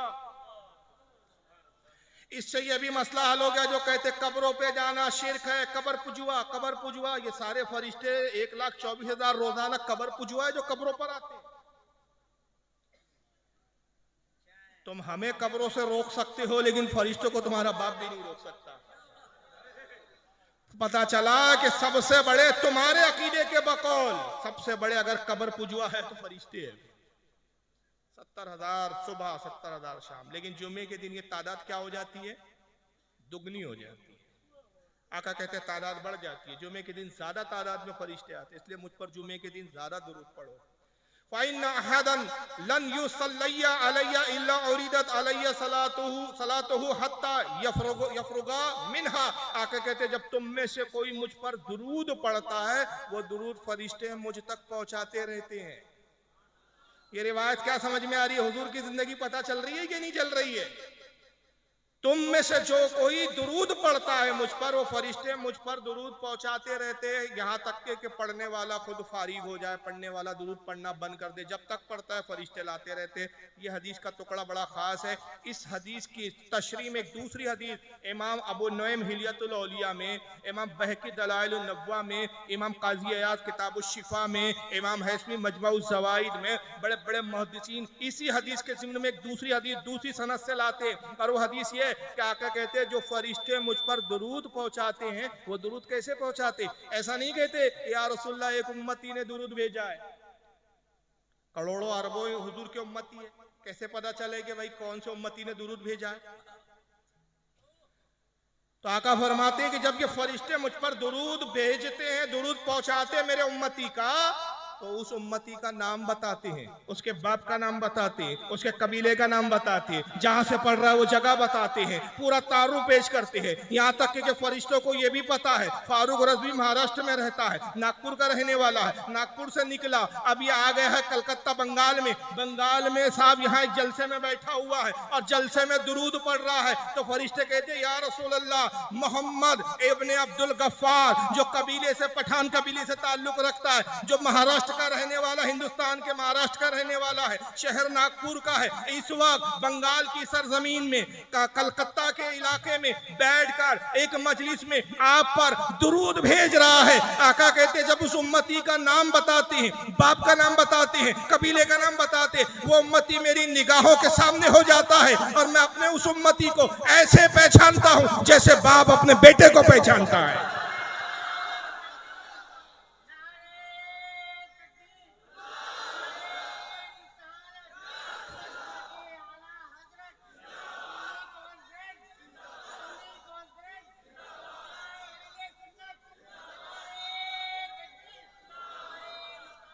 हर उम्मती को आका पहचानते हैं।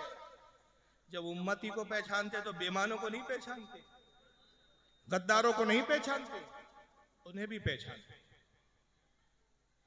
तो हिम्मत हो तो इमाम अबू नईम को बिदअती बोलकर दिखाओ, हवाले दिखाना मेरी जिम्मेदारी। इमाम बहकी को बिदअती कहकर दिखाओ, अबे ये वो इमाम है कि जिनके नाम लेते हो तुम्हारी पगड़ियां गिर जाए। जिंदगियां खप गई इनकी हदीस दानियों में। मुहद्दिस किसे कहते हैं, अहले हदीस किसे कहते हैं? पंचर बनाने वाले को अहले हदीस नहीं कहते, रिक्शा चलाने वाले अहले हदीस नहीं कहते। रफदैन किया, आमीन जोर से बोला, अहले हदीस। अरे वाह यार, इतनी शॉर्टकट डिग्री, बस आमीन जोर से बोल लो, हाथ यूं यूं हिला लो, अहले हदीस। अरे बदबख्तो, अहले हदीस कहते किसको है ये भी पता कर रहा हो। इमाम जलालुद्दीन स्यूती रहमतुल्लाह ताला अलैह अल-हावी लिल फतावा में मुहद्दिस की तारीफ बयान करते हुए फरमाते हैं, मुहद्दिस, अहले हदीस, अहलुल हदीस, यही अलग अलग नाम आए हैं।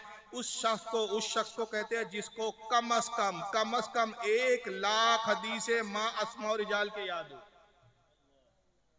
कितनी हदीस है, कैसी याद हो? ऐसी नहीं उर्दू में बयान कर रहे जैसे हम बयान कर रहे हैं 1 लाख हदीस है, ऐसी तो 2 लाख हदीस मैं बयान कर दूंगा तो क्या मैं मुहद्दिस हो जाऊंगा? उर्दू में बयान किया, अल्लाह के रसूल ने फरमाया पानी बैठ कर पियो, 1 हदीस। अल्लाह के नबी सल्लल्लाहु अलैहि वसल्लम ने फरमाया हर मुसलमान शख्स को देखो, मोमिन को देखो, सलाम करो, 2 हदीस। जी नहीं, इसको हदीस दानी नहीं कहते मुहद्दिस। मतन और सनद, अपने से लेकर रसूल तक सनद जानता हो, हमने इनसे सुना, इन्होंने इनसे सुना, इन्होंने इनसे सुना, इन्होंने इनसे, अनफुला अनफुला अनफुला अनफुला काला रसूलुल्लाह। हर हदीस की सनद मालूम हो, हर हदीस की सनद के अस्मा रिजाल मालूम हो, कौन किससे रिवायत कर रहा है, इसकी मुलाकात इससे हुई या नहीं हुई, ये सिका है, झूठा है, कज़्ज़ाब है, ज़ईफ़ है, कैसा है, उसकी कैफियत मालूम, उसके हालात मालूम, हर सनद के हर रावी पे नजर हो, हर सनद के रावी के बारे में मालूमात हो। ऐसी 1 लाख हदीसें जिसको हिफ्ज़ हो उसको अहलुल हदीस कहते हैं। ये पंचर बनाते हुए रफ़ादैन करके अहले हदीस बन गया। तो अहले हदीस बनने के लिए 1 लाख हदीसें चाहिए। मैं जिन मुहद्दिसीन के नाम ले रहा हूं, इमाम बहकी 1 लाख हदीस से ज्यादा के हाफिज थे तब कलम उठा रहे हैं। इमाम अबू नईम 1 लाख से ज्यादा हदीसों के हाफिज है तब कलम उठा रहे हैं। इमाम हैसमी 1 लाख हदीसों से ज्यादा के हाफिज है तब कलम उठा रहे। ये लाखों हदीसों को याद करने वाले हदीस बयान करे, उनकी हदीस छोड़कर तुम्हारे अकल के घोड़े ले हम, तुम फटीचरों की बातें माने। ये मुहद्दिसीन रिवायत कर रहे हैं, आका कहते हैं मैं अपने उम्मती को ऐसे पहचानता हूं जैसे बाप अपने बेटे को पहचानता है। काला कुल तो बादल मौत, ये हदीस का खास टुकड़ा। अबू दरदा कहते हैं हमने सवाल किया, या रसूलल्लाह मौत के बाद भी, अभी हयात है तो आप उम्मती का दुरूद सुनते, अभी हयात है तो उम्मती को पहचानते, क्या इंतकाल के बाद भी ये कैफियत होंगी आपकी? मौत के बाद भी उम्मती का दुरूद सुनेंगे आप? मरकर मिट्टी में तो नहीं मिल जाएंगे जैसे कि ये आने वाली 14 साल के बाद नमूने आएंगे। काला व बादल मौत, फरमाया हाँ हाँ मौत के बाद भी मैं तुम्हारा दुरूद सुनूंगा। इसलिए इन्नल्लाह हर्रम अलल अर्दी अन ताउला अज्जाद अल अंबिया अलैहिस्सलाम व नबियुल्लाह हय्युन युरज़क, इसलिए कि बेशक अल्लाह ने जमीन पर हराम कर दिया है कि वो अंबिया के जिस्मों को खाए। अंबिया अपनी कब्रों में जिंदा होते हैं और रिस्क पाते हैं। फ़नबियुल्लाह हय्युन, बस अल्लाह का नबी जिंदा होता है, हय्युन जिंदा होता है, युरज़क रिस्क दिया जाता है। हदीसें तो कुछ कह रही है, ये कुछ कह रहे हैं। ये कह रहे हैं नबी को दिखाओ, नबी को बताओ कहाँ है, जिंदा है तो क्यों नहीं दिखते? जनाब अली देखने के लिए ईमान की आंखें चाहिए, वो तुम्हारे पास नहीं है। देखने के लिए वो मुफ्ती आजम की निगाह चाहिए जो कहते हैं कि सरकार के जलवों से रोशन है दिले नूरी, सरकार के जलवों से रोशन है दिले नूरी, ताहश्र रहे रोशन नूरी का ये काशाना। और मैंने माना जन्नत तुझ में हूरो कुसूर रहते हैं, मैंने माना जन्नत तुझ में हूरो कुसूर रहते हैं, आ मेरे दिल का तवाफ करके इसमें हुजूर रहते हैं, मेरे दिल का तवाफ करके इसमें हुजूर रहते हैं। अभी बात आई है कि नबी अपने उम्मत को भी जानते हैं। इल्म गैब भी साबित हो गया। इल्म गैब इसी को कहते हैं जो चीज छुपी हुई हो। हुजूर से कोई चीज छुपी हुई और कोई गैब क्या तुमसे नया हो भला, जब ना खुदा ही छुपा तुम पे करोड़ों दुरूद, लेकिन इनको इल्म गैब पर भी प्रॉब्लम है। इस ताल्लुक से इनके क्या मज़ाहिया खेस अकायद है, जरा वो भी सुनते चले आप।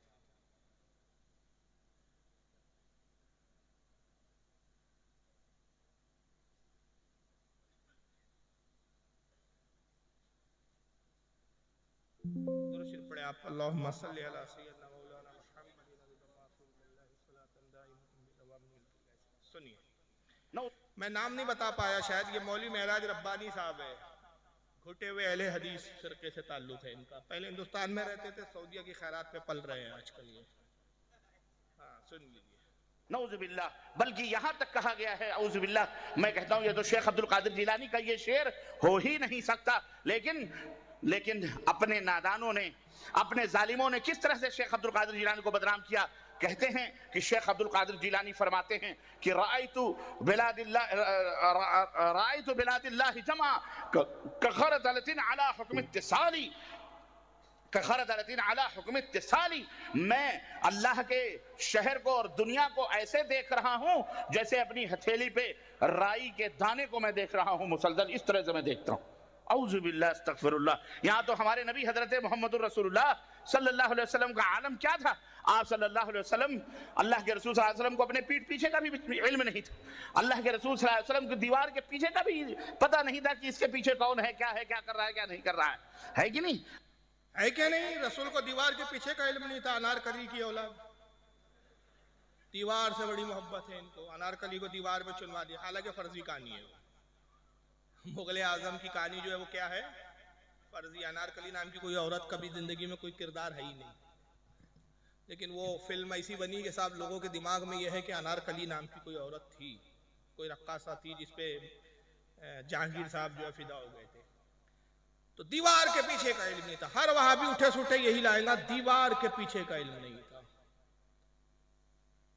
और वो इतराज उसने इस बात पर किया कि सरकार गौसे आजम का एक कसीदा है जो गौसे आजम ने खुद लिखा है, उसको कहते हैं, अरबी में इसका नाम है कसीदा खुमरिया, और आम जबान में उसको मशहूर और मारूफ जो नाम है वो कसीदा गौसिया। उस कसीदे में सरकार गौसे आजम ने अपना मकाम और मर्तबा खुद अपनी जबानी बयान किया है। मेरा मकाम क्या है, मेरा दर्जा क्या है। उसमें बहुत सारे अशार हैं, बहुत पढ़ने से ताल्लुक़ रखते हैं, और उसकी बुजुर्गान दीन ने तिलावत की बड़ी फजीलत बताई है। आला हज़रत ने फ़ारसी में उस कसीदे का तर्जुमा भी किया है, मज़मूम तर्जुमा किया है, मंजूम तर्जुमा। तो वो कसीदे की बड़ी बरकत है, जिसमें गौस पाक कहते हैं कि अल्लाह ने मुझे ये दिया कि अपने राजों से वाकिफ़ किया। वला क़ैतु सिर्री फ़ौक़ा मैतीन लिक़ामा बिक़ुदरती मौला ताली। अल्लाह ने मुझे वो राज बताया कि अगर मैं अपने राज को किसी मुर्दे पे जाहिर करूं तो अल्लाह की कुदरत से वो जिंदा हो जाए। उस कसीदे में कई कहते हैं, मुरीदी ला तकफ अल्लाह रब्बी अतानी रिफतो निलतुल मनाली, ऐ मेरे मुरीद किसी से खौफ ज़दा ना हो, किसी से डर नहीं, अल्लाह ने मुझे वो मकाम अता किया है। कौन आ रहा है? हेलो,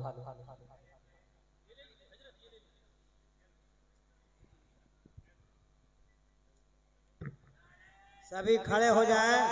गाजी मिल्लत की आमद हो रही है।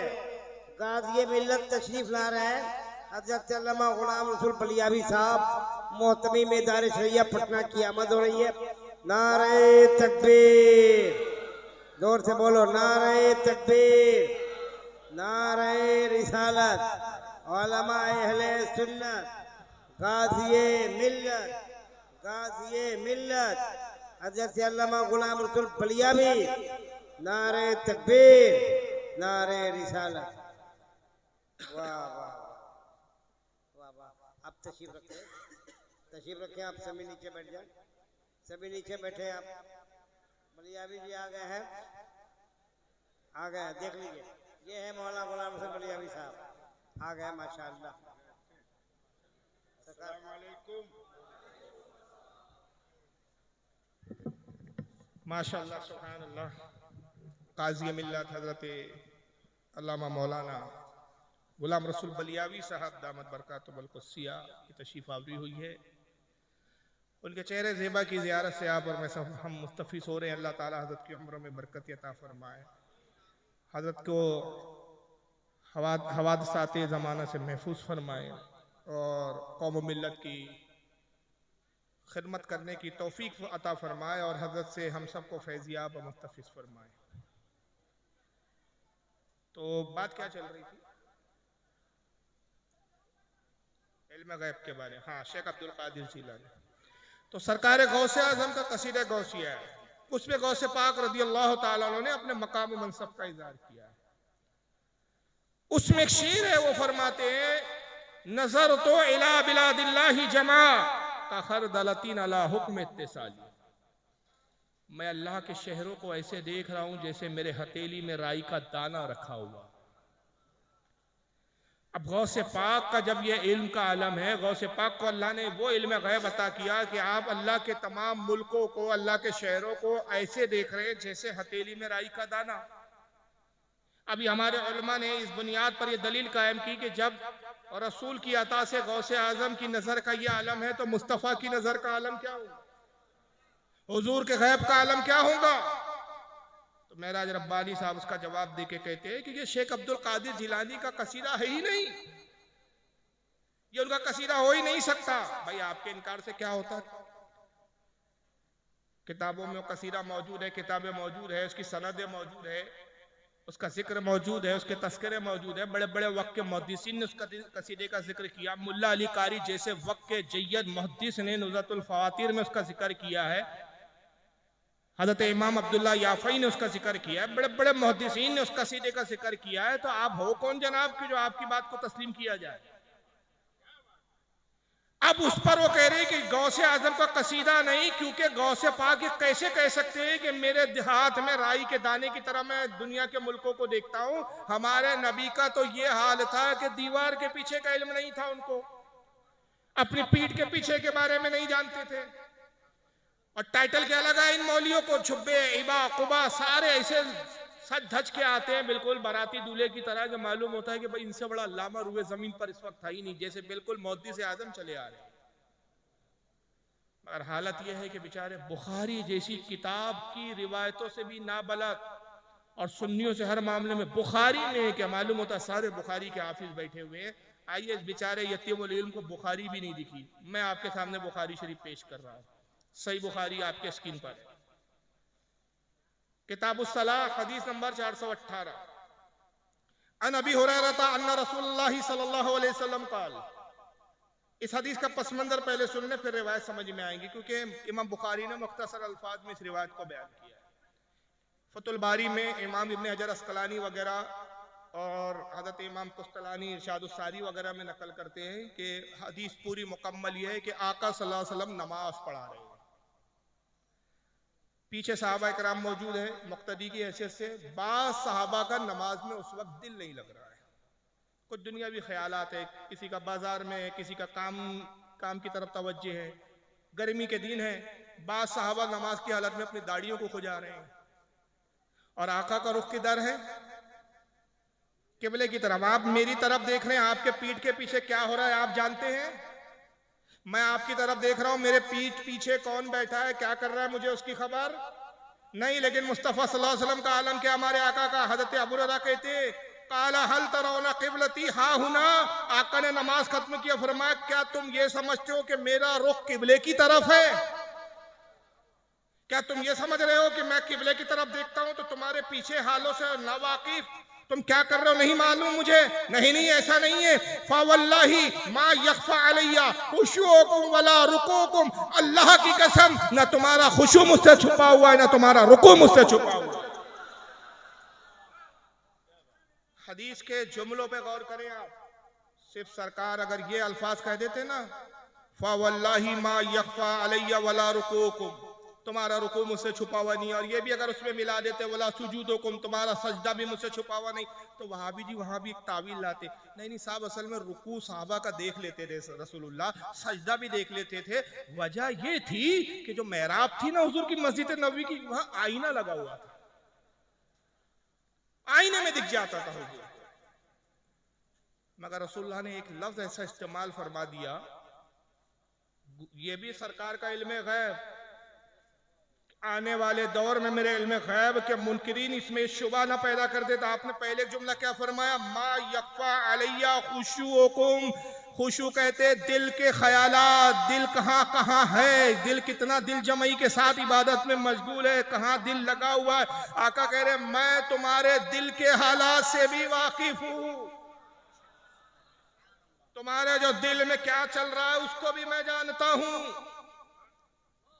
और इनकार किन लफ्जों में किया गया था? हुजूर को पीठ के पीछे की खबर नहीं। ये बगैर बुखारी के मौलवी बने हुए, ये बुखारी पढ़े बगैर, इसलिए हुजूर हाफिज मिल्लत ने फरमाया था बे इश्क मोहम्मद पढ़ते हैं ये बुखारी, आता है बुखारी, इनको बुखारी नहीं आती।